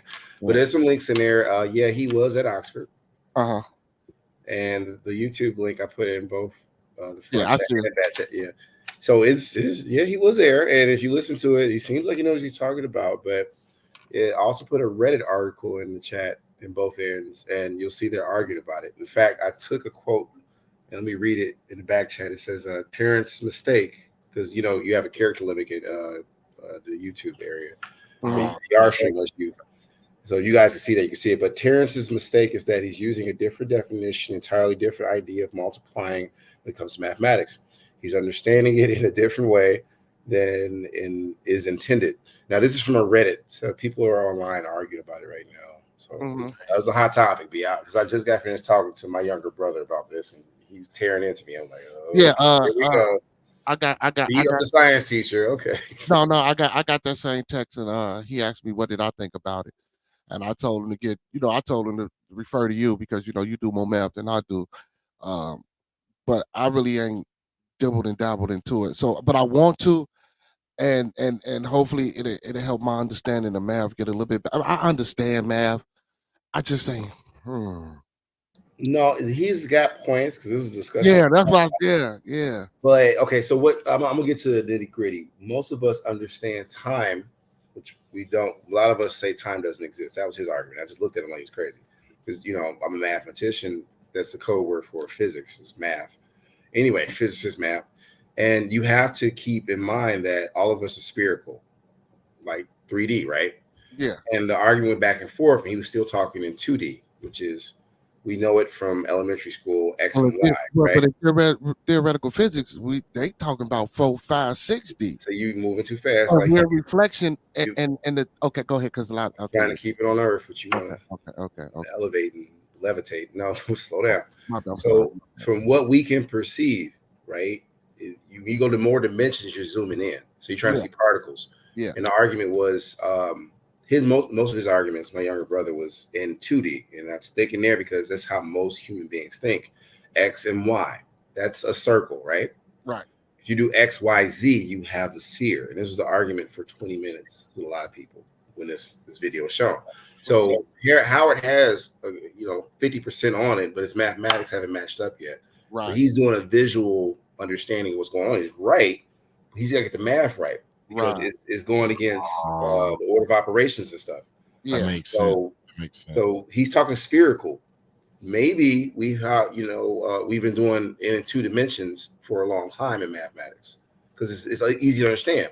But you have 4 dimensions at the basic level, and I was trying to get him to understand this. And y'all tell me if he was wrong when he said this. I said, little bro, it's 3D, right? You got X, Y, Z. And then if you draw a graph, you have T. You have to see how that sphere or whatever body you're monitoring is moving through time, 1 second, 2 seconds. 3 And seconds. he came back and he said, I ain't gonna lie, be good. He said, well, what if time doesn't exist? I'm like, okay, so what are we measuring? And it was a circular argument. And it was like, okay, we're doing some hotepery. Let me back up, do your thing. Because we got into the flat earth theory and many other things. And I was like, oh, look, you brought the video to me. I gave you my humble expert opinion, and you're trying to convert me into your understanding. I'm like, were we now traveling on turtles or something? Or what type of theory are you working with? Well, right? I'm not going to say nobody wrong. I'm not going to go against flat earth. I'm not going to go. No, I'm not. But he was attacking me, and I'm like, bro. Yeah, and I'm not going to go against round earth. I think he might have attacked you just out of not understanding you. Yeah, that's fine. I'm used to that at work, so it's cool. I mean, I'm just saying it's a hot topic. That's all I was saying. But in some things I can stick with, and some things I don't stick with. But he explaining it well, and I'm following it. I ain't like, what the fuck? But I'm just saying, he just wanted to go back and forth. It could have been that. It could have been that. Yeah, it could have been that because certain people just definitely. No, I felt like that. It's like I disengaged and he kept going. Yeah. So you think he was just trying? I think he probably was trying to win him over at that point, because if you disengage and somebody keeps going, it's because they really trying to prove their point, or really trying to get you to cave to their point. Yeah. Because if he's not even engaged anymore, why the fuck are you still going? Because he couldn't accept the answer that he gave, or didn't want to accept the answer that he gave. I agree with that too. As well. I believe that's part of. But just like with Terrence Howard, like Mike said, his concept and he got half of it right. It makes sense. It's just the math. The math ain't mathing. It ain't adding up. Yeah. Everything has to go back to that, because you got to have that math to match what you do, because that's how you find out if you did it right. You know what I'm saying? Yeah. You got to be able to do it consistently, and it's still like, okay, I did it this way. But if you're doing the math wrong and you're doing the other math, how you know you're doing it right? Shout out to Jesus. Yes, I mean they because see this is a conversation went be good, and we know I went to Switzerland before and studied this stuff, but it went into the God particle and stuff, and now we're talking demonic stuff, and it never happened. As you say, bearded conspiracies, that stuff happened, and I'm like, dude, okay, I don't know what to tell you. All I did is study particles hitting each other, and when I told him that it's just billiard balls, think of this, slamming together at light speed. You have this collision, and he got it. He was like, "Oh, it's the Big Bang." I said, "All right, so that's science, but you're loving what Terrence Howard is saying, but you don't understand 4-dimensional concepts. So the math is not mathing just yet, as Al said, because I started explaining to him, what if you had E equals MC squared, and then C stands for the speed of light, by the way, y'all. What if it's C multiplied to the exponent or raised to the exponent of 32, which is what CERN's doing. They're increasing the speeds to catch up. So you can say these things don't exist, but they're doing it. You got people on the outside saying, oh, they're creating wormholes for demons and black holes. And all right, look. All right, man, fine. So that's where I'm at with it. Sorry. Well, I got a question. So for the science, so we can help the people just to understand. I heard her with the hold on, Mike. Let me read this comment. She said, "Let me get a bearded hoodie with the words bitch, bitch, bitch on the back." I got you. Front, but with the bitch, bitch, bitch on the back. It works. Hey, okay, hold on, Mike, and then I'm gonna get to Miss Bitch. All you gotta do is in the private chat, send me your information and your size, and the colors that you want, and I'll ship it to you. Now, Mike, for people that's in the chat, help us understand this part, or try to understand this part. So a lot of people don't understand that the Earth is moving real fast, right? The Earth is always moving, right? But we don't move as fast as the Earth moves. So I didn't have a question to ask me before. I forgot how I explained it. Well, why we don't fly off if the Earth is moving that fast? If we walking, why we not as move? Why we not? Okay. Yeah. I got you. Why we not moving? Einstein's concepts. Yeah. You get into Einstein's concepts, right? Yeah. So relativity. Yeah, and I don't know why they asked me. I guess they thought I knew the answer. But the motherfucker say, why we ain't moving as fast as the Earth spinning? And I just looked at him like, dumb motherfucker. I don't know what the fuck. I don't know, but I guess they knew I knew. And yeah. Well, it's simple. It's called gravity. That's why you don't fly off.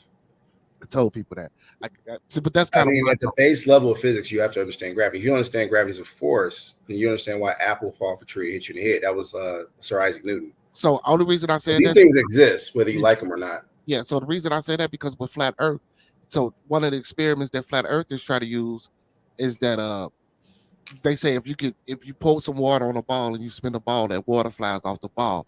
Why doesn't, since the Earth is a ball and it's like 80% water. Why doesn't that water fly off the earth? Because of the fucking doesn't make gravity Yeah. pulled from the center.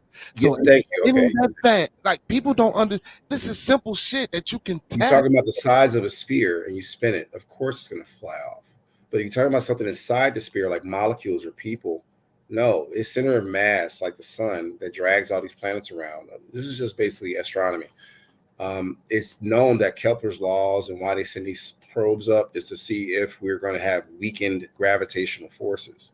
If we're going to fall into the sun, and that's why they study this stuff. I was trying to tell him that, but you know. Look at Remo. Remo, just because your ass just finished school, don't be coming up in here. He's talking about where I went. I know, but just because you finished school, man, don't be coming up in here, man. I said collider. I ain't have to say the hadron or Hadron collider. You know what I'm saying? People say, you know. He gave the technical term. He's showing off. It's the LHC. Yeah, man. Sit your punk ass down. Man, you going hard. Okay. Right. See, also, the core of the Earth. There you it's go. A magnet. The Earth is a magnet. Yeah. It's a magnet. Again, most people don't know we're sitting on one big, gigantic, dumb, as y'all say, dumbass magnet. Yeah, pretty much. So, and a lot of people don't understand that. So, I believe this flat Earth theory comes from half from the Bible and half from science. It is. That's why Galileo got killed, almost killed by the church. See, so a lot of people don't understand that this flat Earth theory, it just ain't some niggas that just came up with some conspiracy shit. It comes from the Bible and it comes from half science. So it's kind of both. You got some people in academia that saying the Earth is flat and that you can't see a curvature. But it's crazy because those people talked about this like 10 years ago though. Yeah, but those people don't believe in the Bible though. But the Bible kind of backs up what they say, and it's like it gets redundant after a while. So that's why I say I don't go against flat Earth and I don't go against the spherical Earth unless I get into. I never heard the Bible theory. Can you break that down? Yeah. Okay. Well, the Bible theory is that. Okay, well, first let me help you out, B. We talked about this creationism versus evolution, right? And that's where you get the split because you got to remember, not to cut you off, be good, but we talked about this and it's an interesting topic.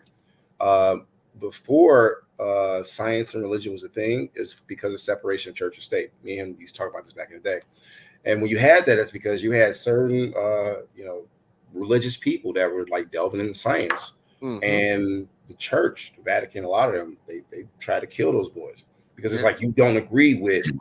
There's if you research it, there was a point where religious or theist people thought, and it was also the Vatican that was really serious about this, the popes and stuff, that the Earth was the center of the universe, right, and everything revolved around it.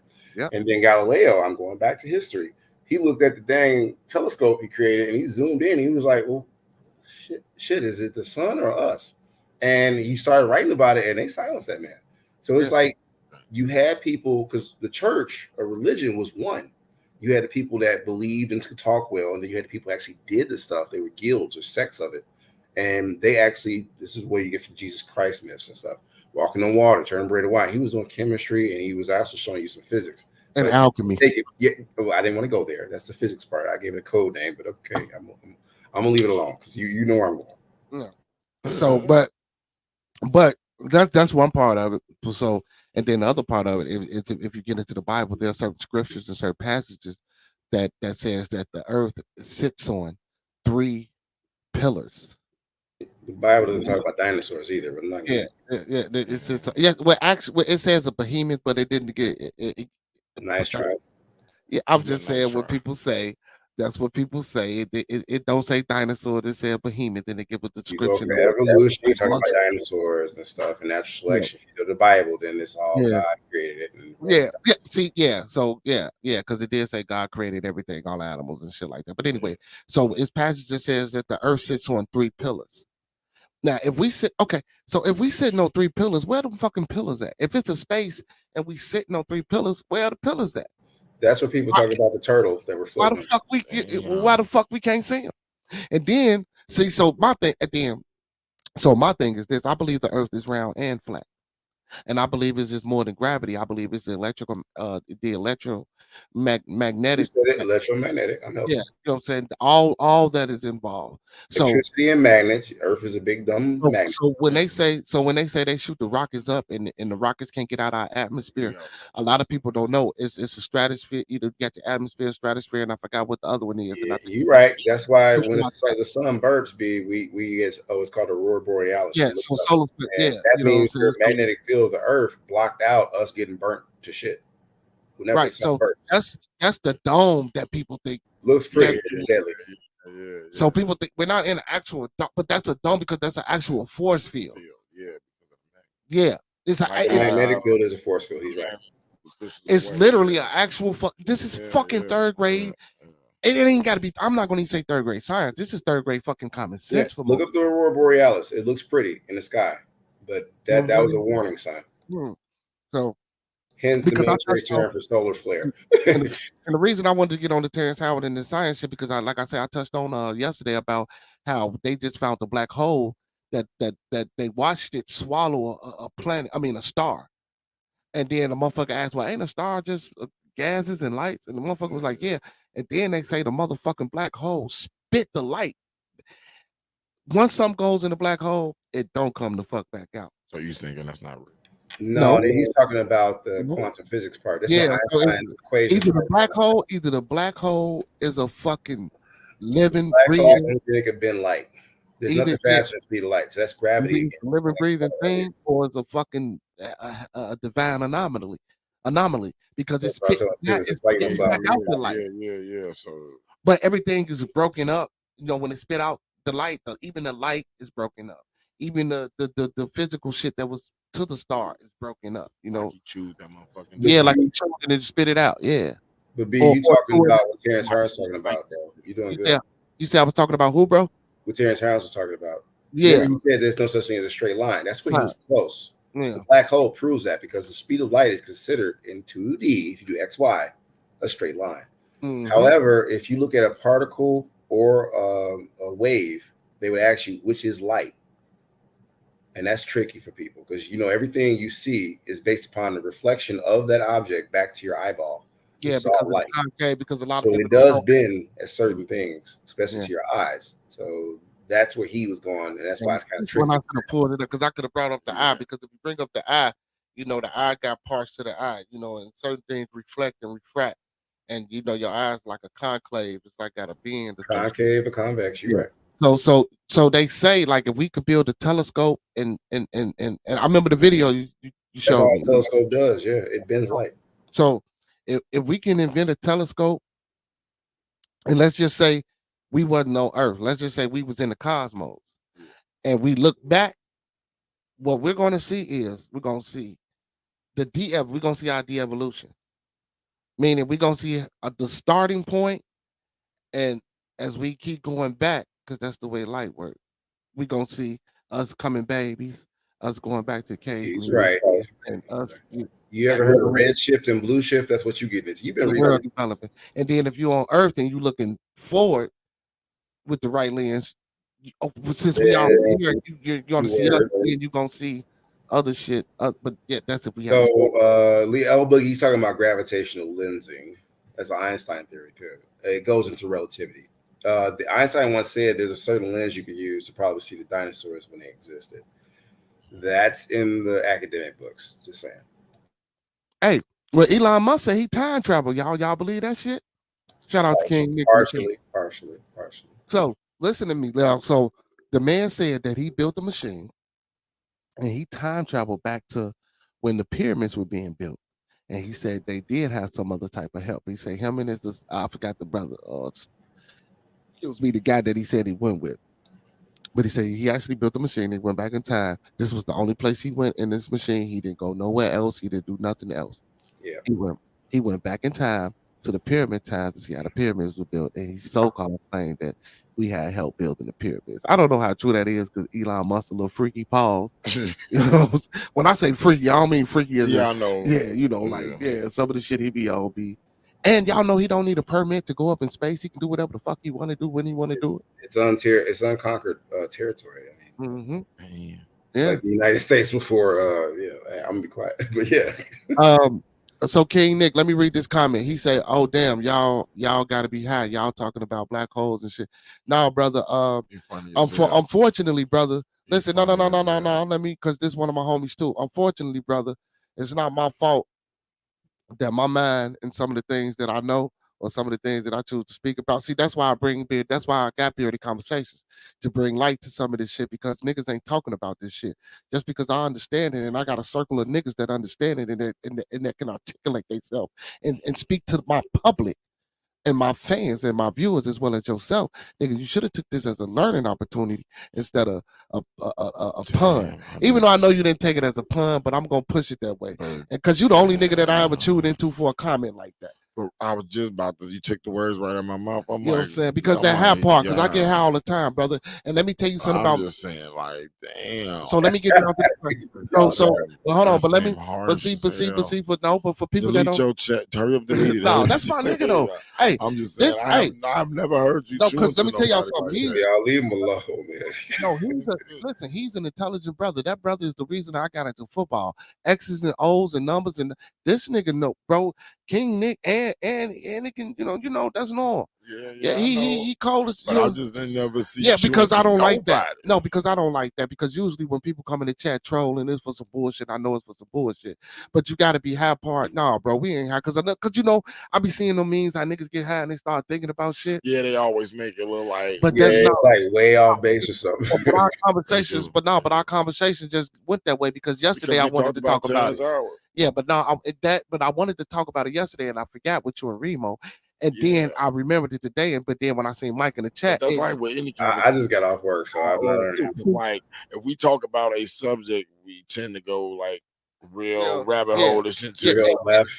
And shout out to Remo, the core. Yes, so you knew it was gonna lead just like any other conversation into some other shit, into some other shit, into some other shit. Come on and speak your piece. That's all that is. But marijuana, I don't think weed had nothing to do with it. Yeah, but marijuana actually, bro, it's called a euphoria. That's so when people high, it's called a euphoria. Yeah. I know. So weed actually, so when you smoke it, even though smoke is harmful to the body, but it actually even if you inhaling it, if you just burning it, any kind of smoke is harmful to the body. Yeah. I don't give a fuck. Get a high from cigars. Yes, get a high from just be a Charmin shade, whatever the fuck. I know in antiquity they did this shit, but it could be fucking you up, and I'm still gonna smoke my weed. But reefer secretes. I forgot the fucking the serum, we're gonna call it a serum that it secretes, which helps your evolution of your euphoria. And actually, when you arrive at this euphoria, bro, a lot of that's why you think like you think. That's for a reason, because you're activating your pineal, which is a gland, which is right here on the pineal gland or something. Yeah. So a lot of that shit really correlates when niggas is high. So. And it's facts. Like that's why when you drunk, it don't, because you're inebriated. Because it fucks with your equilibrium and your senses. And see, like people don't understand the drug. People don't even understand that's why I don't the science of the drugs that they take. I don't drink. You know what I'm saying? I know what you're saying. Be good. I hear you, because you know about that Arabic stuff. Like it's called al-Kul. It's an Arabic word. They changed it in the United States. Alcohol. Al-Kul was the serum they did to fellowship and also take on missions. Yeah. But no, bro, we ain't have, bro. We just Terrence Howard came up with some new math. Not the I ain't my bad, bro. I apologize to you. I did. Yeah, that just seemed hard. Yeah. But no, man. Melatonin. Yeah, but no, because because a lot of people don't think that me, you, this brother Mike, and anybody else on this platform that look like us can have these type of conversations. So I don't see how. Yeah, but because of listen, because regardless of him being a teacher, I'm not a teacher. You're not a teacher. Yeah, but I'm saying, but when you when you surround yourself around people like that, like steel sharpen steel, like it's gonna rub off on you. So either way, you might not be a teacher, but being around somebody that has that type of mind state, if you smart, you're gonna soak up some of it and have some of that too. Yeah. If you're smart. Or the law of attraction. Or it's like it's just gonna it's like parts of me it's the same way. You're gonna feed off of it. So you really don't even have it. I guess it just has something to do with your circle. No, El Boogie, you on point. It works like a magnet, going back to the same Well, point. you can say that too, but a lot of motherfuckers think I'm ignorant and they don't even know. Yeah, but You that's feel just me? Like because a duck with oil. Let it that's roll. delivery. That's like, But that ain't got nothing to do with my circle too. But you know what I'm saying thinking you a dickhead and all that shit, that has something more to do with aesthetics. Just because they don't like the package don't mean they see people get caught up in the packaging of shit. Hell, bug. So just shoot the messenger, bro. See what's inside the package. Yeah. So it's like if you judging a motherfucker just on his vernacular, you wrong. Yeah. Because there's a lot of motherfuckers that talk like this, is vulgar, and know a whole lot of shit though. When it comes down to it, if you was to ask them. So it's like you can't just judge somebody on the outer appearance. And a lot of people just be thinking that about you, I think, because they ain't took the time out to know your ass. You know what I'm saying? I think I might have been guilty of it at one point in time when I first started knowing your ass. You feel me? And then I got the chance to talk. Wow. Okay. This nigga's not what I thought he was gonna be. Right. You know what I'm saying? He a nigga, but he just knows shit. See, but that's what I'm saying. So, but I'm just saying that to say, but you know, not to linger on that, but King Nick, you know, a lot of people, I like to have these type of debates and discussions because you know, motherfuckers, even our people, we don't think that we. They're fruitful. They're very fruitful. You know what I'm saying? Even white folks, Asian folks, they don't think that we can do those type of things. They don't think that we can have these type of discussions. They don't think we can ask those type of questions that can invoke. Yeah, but you can shock some people. Yeah, so that's not due to them. Like I said, you can't judge a person by the outer appearance. Like that's due to media. Yeah. They didn't ever take the time out to get to know a black person. Yeah. So when they see you, they already got all these negative images of you. And it's about what they seeing and about what they pushing. So but I'm not saying you like can't. Like you always say, do the due diligence. That shit goes a long way as far as even understanding the people. But that's not going to take away the hate or the disdain or to just that you have. Some people will. Yeah. That's why we got racists. Because you know what I'm saying. Like a lot of white people, they already said. They already stated how they felt about it. Everybody else is just going off of their influence. You feel me? Like Mexicans really aren't a reason to hate us, but they going off of what the fuck is perpetuated by them. Yeah. If they take the time out to get, you know what I'm saying, the rest of the melanated people need to stop listening to. You know what I'm and you see King Nick, and take the time out because and King Nick, you see how we switch the conversation. There's a lot of dope, different, like there's a lot of dope traditions and other. You know what I'm saying? Cultures. And there's a lot of resources that can be found in these other cultures that you might not be privy to. And you go off for outer shit or stereotypical shit, and you let that make your mind up for you instead of taking your time out to even try to get to know a motherfucker and then find out you might have found yourself an ally. Dropping bars. You know what I'm saying? So see, it's like, because honestly, I don't try to judge people on stereotypes, and I feel like they always judge black people on stereotypes. So honestly, when we started this Space Black Expedition conversation, I was looking at you and I'm like, well, damn, I don't know if folks really vibing with that type of shit. But see, but then as we got engaged in the conversation, I'm feeling you and I'm looking at you and you like, damn, what the fuck? Whoa. It caught you. But on a daily basis, you going hard, right? But I'm just saying, but on a daily basis, this ain't the shit we do. Yeah, but nigga, it is, nigga. We used to, every time I used to come over and visit, for y'all that don't know our backstory, every time I used to come over and visit him, he used to always be watching either the History Channel, Discovery Channel, or reading something. So me being around him is like, man, what's this? And he'll take the time out and explain to me, oh yeah, this is what this is. I'm watching. We watched the bam. The shit was interesting, so I watched it with him. If I had something to ask him, if he didn't know the answer, hey, but I got the book with the answer in it. Matter of fact, let's go get the book and we're gonna look it up together. So it's like I'm the person like that's willing to soak up whatever's around me, especially if it's positive, because most people think it's useless knowledge, but you never know when you might need that knowledge. So it's like the more shit you know, the better you can be. So it's like if I'm around people that know shit, I'm gonna shut the fuck up and listen so I can learn shit if I don't know shit. You feel me? So it's like, nigga, I was just in awe because the shit y'all was talking about is shit that I never was privy to, like, you know what I'm saying? Like, I was shit that I never was in, not saying I was into, always found it interesting, but just never had an opportunity to learn about because niggas don't talk about it. Exactly. That's why I Yeah, can't. No, we not. that's why I get quiet I sometimes. like the fact that you talked about it because now you make me want to go look up some shit because I'm like, damn, that was a lot of shit to process. Now I got so much shit running through my head right now after hearing all that shit.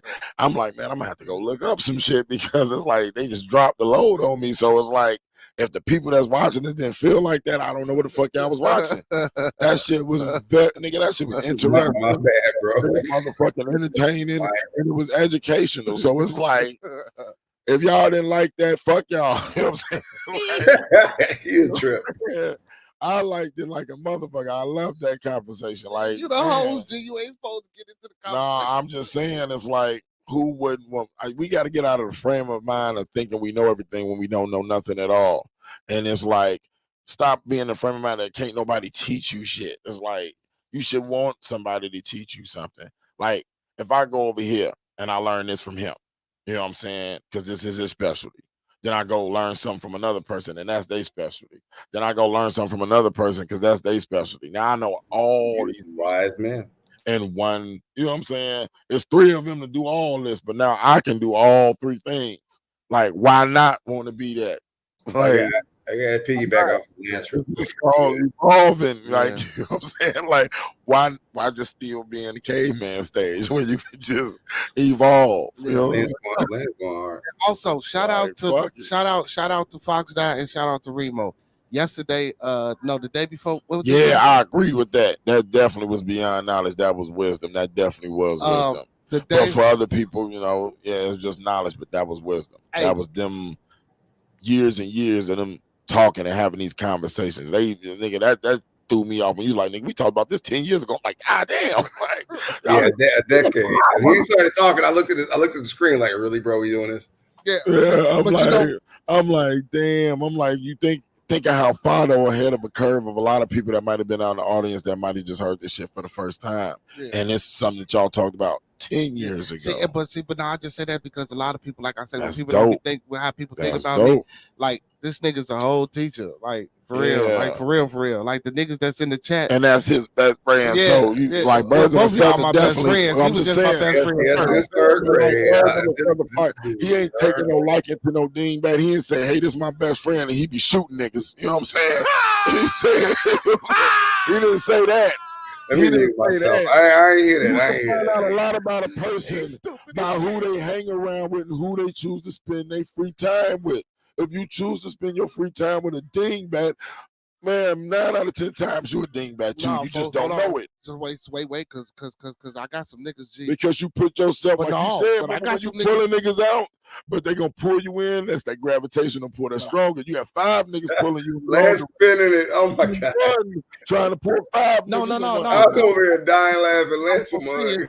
I can introduce you to a shooter, and he gonna be in this circle just like we in this. Well, circle. Yeah, we know them people like that, but I'm saying like you ain't spending your free time with this. You ain't just like, yeah, I'm just kicking. Not that I'm supporting any shooter of that. Nigga all the time. I be with him every day. Like, with the disclaimer. You spend your majority of your time with people like Mike.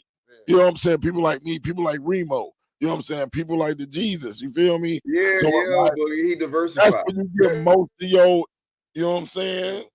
That's where the most of your reciprocation come from. Is them type of people. Yeah. So the shit that you give out, the shit that they giving back, you know what I'm saying?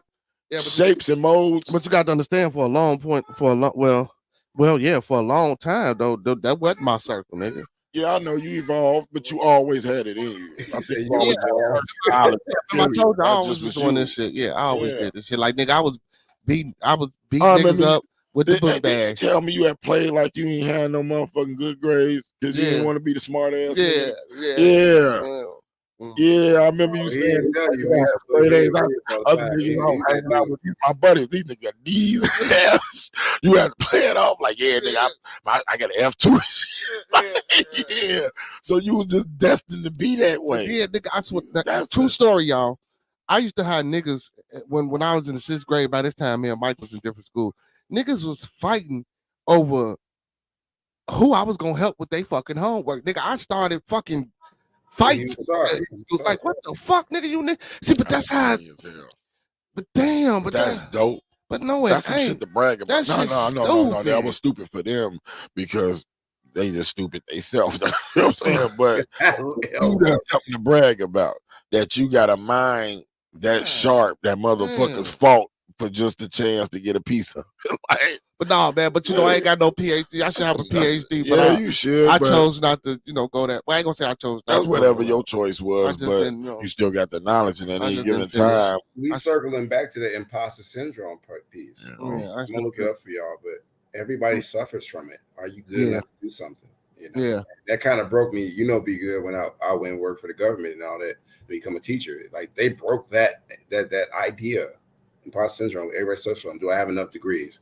Do I have enough experience? Blah blah blah. That's imposter syndrome, and it's in the DSM-5 too. But you got to be careful because if you don't know, you don't know. You always wonder if you're gonna be good enough to do something, and that kind of leaves you in a point where you fall into depression. Well, I ain't never get depressed, but I know what you're saying. But definitely though, but just logically, the way he just, you know what I'm saying, played, well, basically stated like the steps, it definitely would. Yeah. It definitely would. So it's like maybe you were strong enough not to, but it just like you can see that happening. You can see that for somebody who mind might not be. People go through it. Like really like fall into that hole and really go into that route. Yeah, you definitely can. Yeah, he's right. Like, do I talk good enough? Do I sound white enough? And blah, blah, blah. Do I have the right credentials? A lot of people does my background. I work with a motherfucker that's like that. I work with a motherfucker that's like that right now. Went through training with him the whole time through training. Do I know this? Do I got this? Can I really do this? Yep. I really be here. I don't know if I can really do this job. I'm like, damn, you got this. Like you're doing the study, you're doing the training, like it's sticking, you passing the Why the fuck is you still feeling like, he had good and still was like feeling like it wasn't enough. And I'm like, that's imposter syndrome. It's real. Most people don't know they have it. And like shameless plug, make sure you buy my book for 5 years. You say who? I'll mess with y'all. Said make sure you buy my book in 5 years.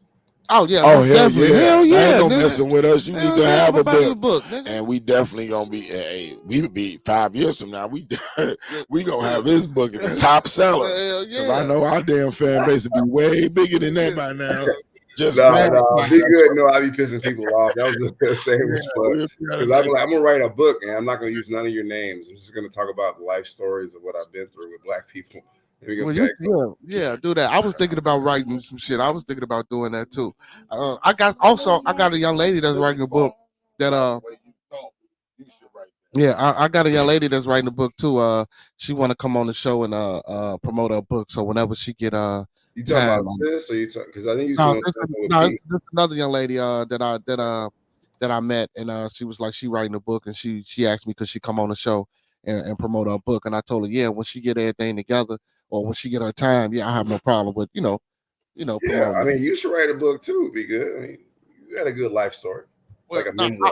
I was just going to say memoirs, not a book. I'm gonna call them memoirs, nigga. You know what I'm saying? I'm gonna write that. That's what mine gonna be. I'm just saying. I'm just not gonna use y'all names at all. I'm gonna change the names up. Yeah, I might get them published as diary entries or some shit like that. Diary entries. All right. That's Diaries of a mad black nigga. You tripping? Shout out to Tyler Perry. I think that's what I'm gonna call it. Yeah, there you go. What you want to say to the people, son? What you want to say to the people? This is my son, y'all. He want to talk to the people. What you want to say? I see the young man there. He been in the camera about 3-4 times. Yeah, I know. See, he in here sucking up all this good information, man. You okay? Say hey. Hey. Say how you doing?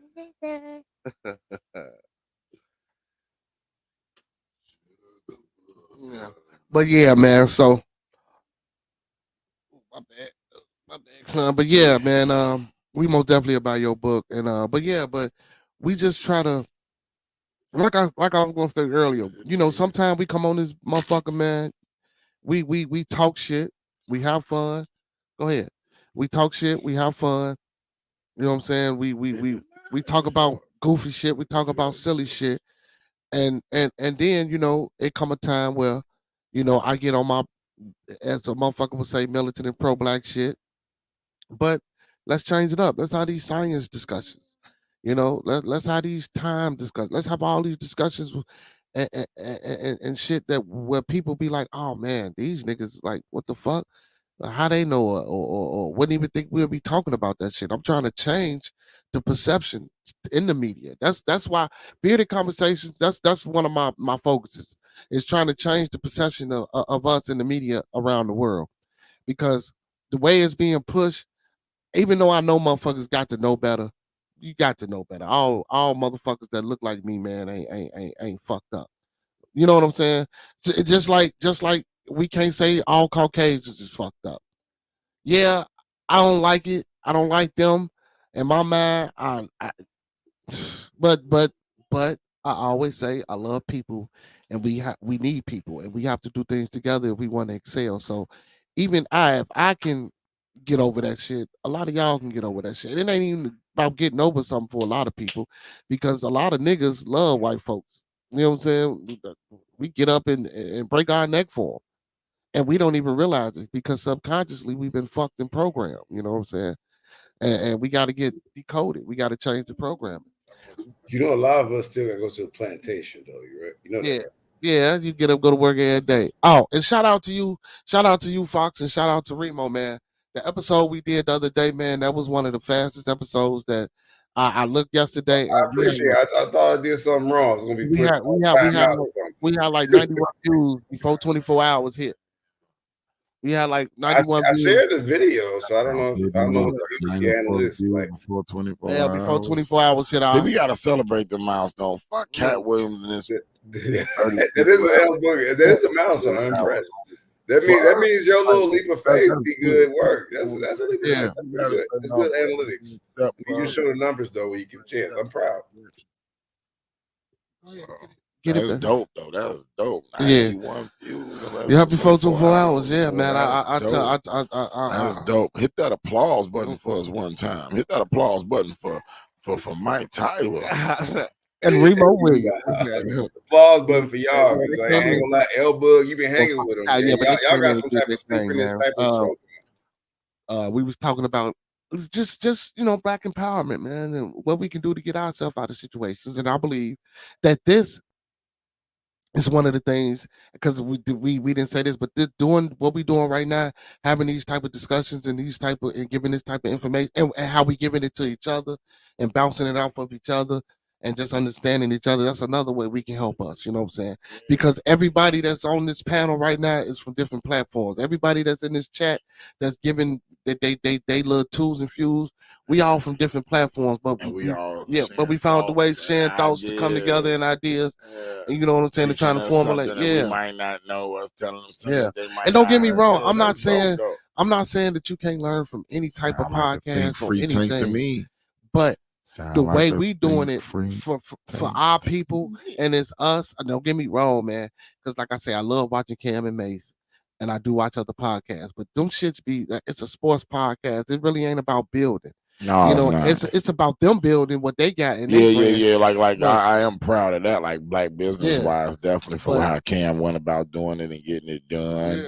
But yeah, they platform is just for sports. It's not really for, and they do touch on but it's for us, but it's like for us in sports, because they definitely touch on like the politics behind shit, how certain, like when they was talking about Ja, how he make black people look, and the what he portray, and so they touch on. But the reason I say that, reason I say that, we do though, because it's Cam and Mace, or it's because it's whoever with a name behind it. If it's me and you, we the motherfuckers, and Mike and Remo and anybody else that's in the chat, like this bitch, we the ones living that actual reality. They not living that fucking reality that they speaking on. They might have lived it once upon a time, but they not living it now, and it's a difference, and they not going back to that shit. And I wouldn't expect them to. Of course not. You know what I'm saying? But they ain't taking people with them either. Yeah, that's what I'm saying. That's what I'm saying. Teaching the people, that's what I'm saying. Fuck about it. It's like look at it. And I don't want bearded conversations to be like a lot of the shows that I watch, because I watch a lot of content shit, y'all. And a lot of debate shit. I don't want to be in a conversation. So that's why I try to talk about sports and everything. But I feel like it ain't even really like trying to talk about. No, but I try to bring it to the point to where as we can build, or where we can start little communities and building little things and implementing certain things in certain communities that'll stick and that'll stay. You know what I'm saying? But see, I'm saying that's you. That's why I say you ain't got to worry You're about trying it to ever nation being build, like but being that you other feel shit right. because you might be one way today, and then tomorrow be on some other shit. You know what I'm saying? Because Yeah. you just being you. Yeah. So being you is the goal. Being you is our catch. Just like being Cam and Mace, them being they self work for them.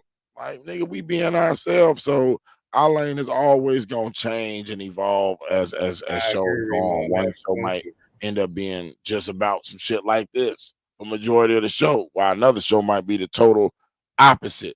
Might be just ratchet as fuck from start to finish. Right. Because it's just us being us, how we felt that day when we wanted to bring what we brought to the people, what type of mode we was in, what we was talking about prior to us hitting the live button. Yeah. So it's like that's gonna keep it always. And then we interact with our people. Yeah, always. So it's been times that made our conversations go a different way just by comments they toss in. As long as we keep that, we ain't never got to worry about falling in the hole or sounding like other people or becoming like other podcasts. Like we really just us. Yeah, and I like that. And I We fucks with my subscribers, man. I fucks with all my subscribers, man. Big shout out to all my motherfucking subscribers, man. All 104, 5 of y'all, man. He said 4, 5. You know what I'm saying? Last time I checked, you know what I'm saying? Yeah. It's still 100. Yeah, but I fucks with y'all, man, for 4, 5. helping us build our platform and for helping us build up, you know what I'm saying, what we trying to do. And also for the ones that subscribed and that come in the chat and that participate. What Hannibal say? I love it when a plan comes together. That's how I feel. Looking at that 105, like ain't it lovely when some shit just come together the way it's supposed to and it works. And you know, and it wasn't about and like you say, it was an idea, but it wasn't just an idea to just try to do something or to want to do something. It was an idea to try to reach people, and like I said, try to change the perceptions of how people think because about of the type of conversations we was having. Yeah, and we was like, man, other people don't talk like this, G. I remember you saying it. The same shit you just said tonight to the crowd was the same shit you said in private to me years ago. Other people don't talk like this, G. Shit we be talking about, like we might start here, but then we wind up talking about this, then we end up talking about this. Like how the fuck we even end up talking about this? And then it's like, and the shit we talk about, half this shit niggas don't even know. Like niggas need to like, G, the shit we say, like niggas need to hear this shit. Yeah, they do. And you were saying that when we were just sitting in the car chilling, like you had that epiphany in the midst of us having a conversation that was probably already 30 minutes in.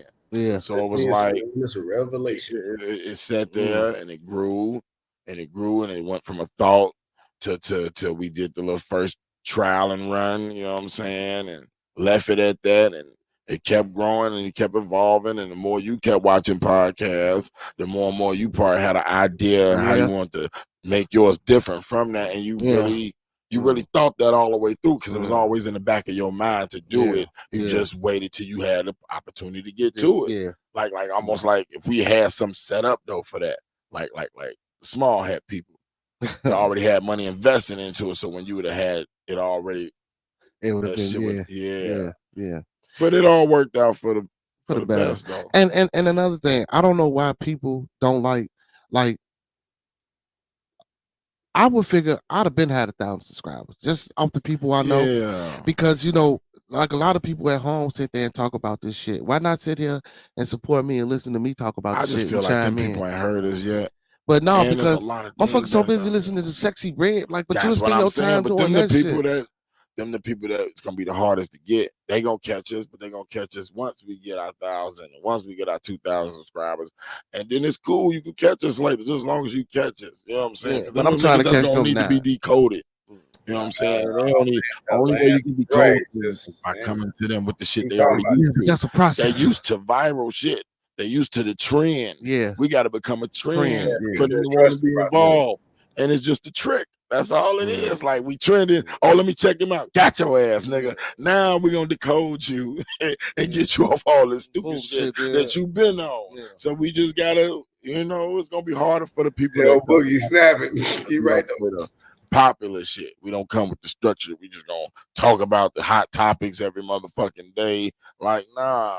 So Mike, like you being a teacher in your class, like I know you when you be teaching, like how do the kids respond to some of the shit that Oh yeah. So how do the kids respond Bring to it to some me. of the because I mean I coach football, but we don't really be conversation don't be like that to get into depth. See, but in the classroom setting, it definitely could.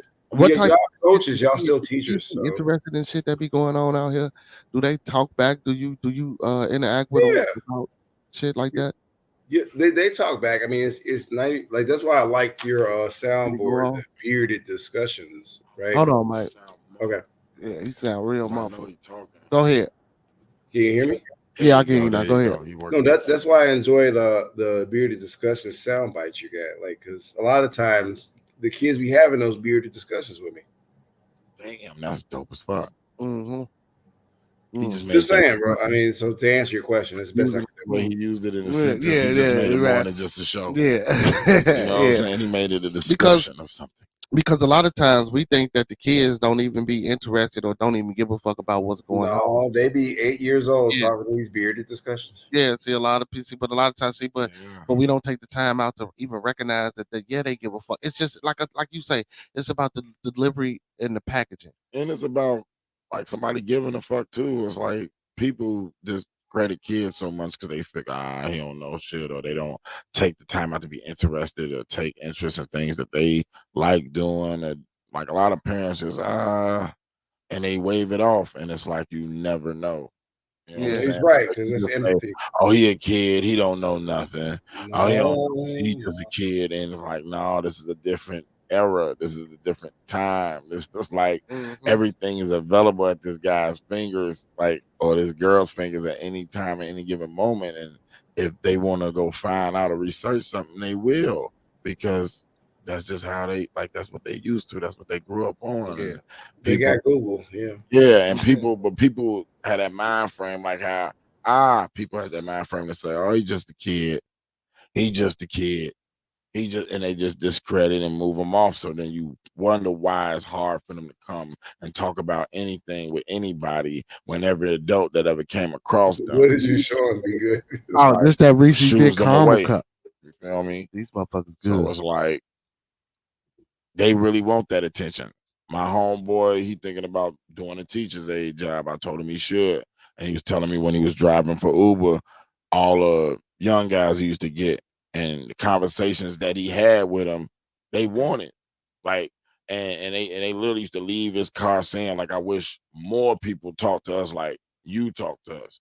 Like you get us, like you get where we coming from, and like nobody's ever talked to me like that. Even took the time out to even break shit down to me like that. So it was like, yeah, these kids definitely want that attention because they children. They want that guidance. It's just that the parents is too damn distracted to give it to them. They too worried about dumb shit to give their kids the fucking attention that they need. Because all kids want attention, period. It's just you gotta figure out where they getting it from. If they getting it from the wrong source, then they become like the rest of these kids. Hell, Boogie getting deep, be good. I'm liking what he's talking about. But yeah, I'm glad for people like Mike that he can be a positive guy, because some of these kids don't really have none of that in their life when they leave that school, when they leave that classroom. They don't go to that type of shit home. So, but they gonna remember him. He gonna stick with them. They gonna be glad that they had a teacher like that. He might have changed what their life would have turned out to be by him just showing up in their timeline. Yeah. Like if he wasn't there and they would have got a typical teacher that don't get no fuck, that was just there for a check, motherfuckers might turned out to be like, you never know. Yeah. You know what I'm saying? So it's like, Mad respect, yo, but yeah. He definitely put it down. Yeah. And them kids be interested. I remember, he used to show videos and post them, and them kids was like happy. Yeah, because and it felt good to see kids happy about that type of shit. Yeah, Because but I asked our that people technically don't like that type shit. of Yeah, but see, shit. that's why I asked that, because they don't put forth in the media about, what I'm saying, because I know that not to say that the kids that you teach aren't regular kids, but like kids that, like, we got kids in alternative school settings. And motherfuckers think everybody in there just got fucked up behavior or bad. Like, it's not like that all the time. You know what I'm saying? It's hard. We talked about this like when I'm on year 8, so Be Good getting into my he grilling into me. All right, calm down. You right, Be Good. I'm just give you credit. But yes, I work for alternative ed, and bro, stop. Yes, my students are a second chance, and even with them, I'm making an impact. So thank you, sir. Yeah. Okay. I. Hey, this conversation was getting good. No, conversation getting good. I gotta feed my. Excuse me. I gotta feed. Oh shit, that was good reefer. Gotta feed the little one, and I got 2 hours, bro. I'm gonna check you out. I got some things I gotta attend to. Yeah, nah, I gotta feed the little one. So, but Mike, I appreciate you for coming on, man. Definitely. No problem, sir. No motherfucking thing as usual. Always a pleasure when you come out. Remo, always informative. everybody in the chat. Out. Hey, man, shout out to y'all, man. Hey, it's time to go. Oh, let me shout that out. Hold on, because we are gonna do that reaction video. And I was just like, and since you know what I'm saying, this is like part of the first time me and him have like a real in-depth, well, not part about the second time, but still and all. You know what I'm saying? That's proof to like people out there that probably saw that episode and da. It's like people have disagreements, but us as black men need to learn how to get past shit like that. You gotta shoot a motherfucker. Yeah, you know what I'm saying? It's like me and him had a disagreement about whatever it was, but as you can see, that shit was in the past because that's how a real man moves. It's like in the moment, yeah, whatever can be whatever, but you don't harp on shit that wasn't worth harping on. Like, there's a lot of people out here that got beef with motherfuckers just cause they ass just live on another block. You feel me? They really don't even have reason to be shooting motherfuckers. Nigga ain't never did. I remember my brother told me this. He said when he joined the gang, whatever he did, because, you know, it was just a thing to do, whatever the fuck they was doing when they was out and about. When he got locked up and he really saw how that shit really was, he was like, nigga, I was like, when I got out of jail after going through what I seen and seeing how that shit and seeing it like for what it really was, said, fuck that shit. Cause it didn't make sense to him to be shooting another nigga for just the simple fact that this nigga somebody else. Or cause he fly this gang. Like, this nigga ain't never did shit to me. I don't know this nigga. Right. You know what I'm saying? But this nigga got on different. So I just supposed to blow this nigga brains out for that reason and that reason at all. He said that shit never made sense. He stopped doing that. After that, he started selling drugs. But that's a different story. But he, you know what I'm saying? He said even when he had to pull a pistol on a nigga, he said he never shot to kill. Yeah, shoot, fire off. You know what I'm saying? Get a motherfucker out of there. But he was like, he just like killing his people. He could never see doing that. Yeah. And I never knew he was like, just getting that story from him, I feel him because I'm like, I always felt that same way. It's like, I remember a real live incident. You know what I'm saying? We can't get incriminated because ain't nothing happened. But my homie wanted to let some shells go. And it's no matter how mad I was about the incident, I just like, nah.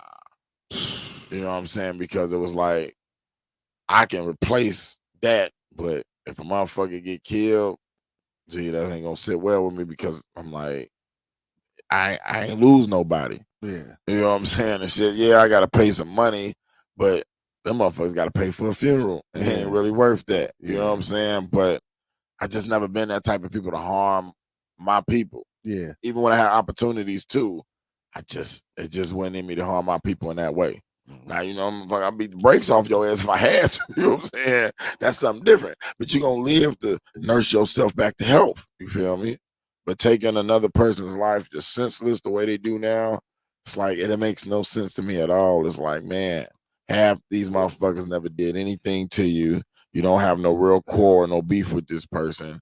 It's like, let's stop all that nonsense, man. Yeah. Like, we need to reach these shorties because they are willing to listen if we're willing to try, and we need to break down what this shit is that they stuck off of. The shit they got their ass all gassed up or whatever, they got them mesmerized about this lifestyle. We need to break this shit down and tell them the truth about this lifestyle. Let them know the reals about this lifestyle, because my nephew, you know what I'm saying, in some way he shouldn't be because of this lifestyle. So it's like, they need to know that. They need to really know, like, man, You need to really see how real it is on this other side. Yeah. And you got to see there's other opportunities out here for you. Because, you know, the first thing they're going to say was, shit, what the fuck I'm going to do? I ain't finna work for this or I ain't finna do that. But you need to let them know. They need to be able to see something different than this. Because they ain't going to change. Yeah. For right now, all they know is this. They go outside, they see this.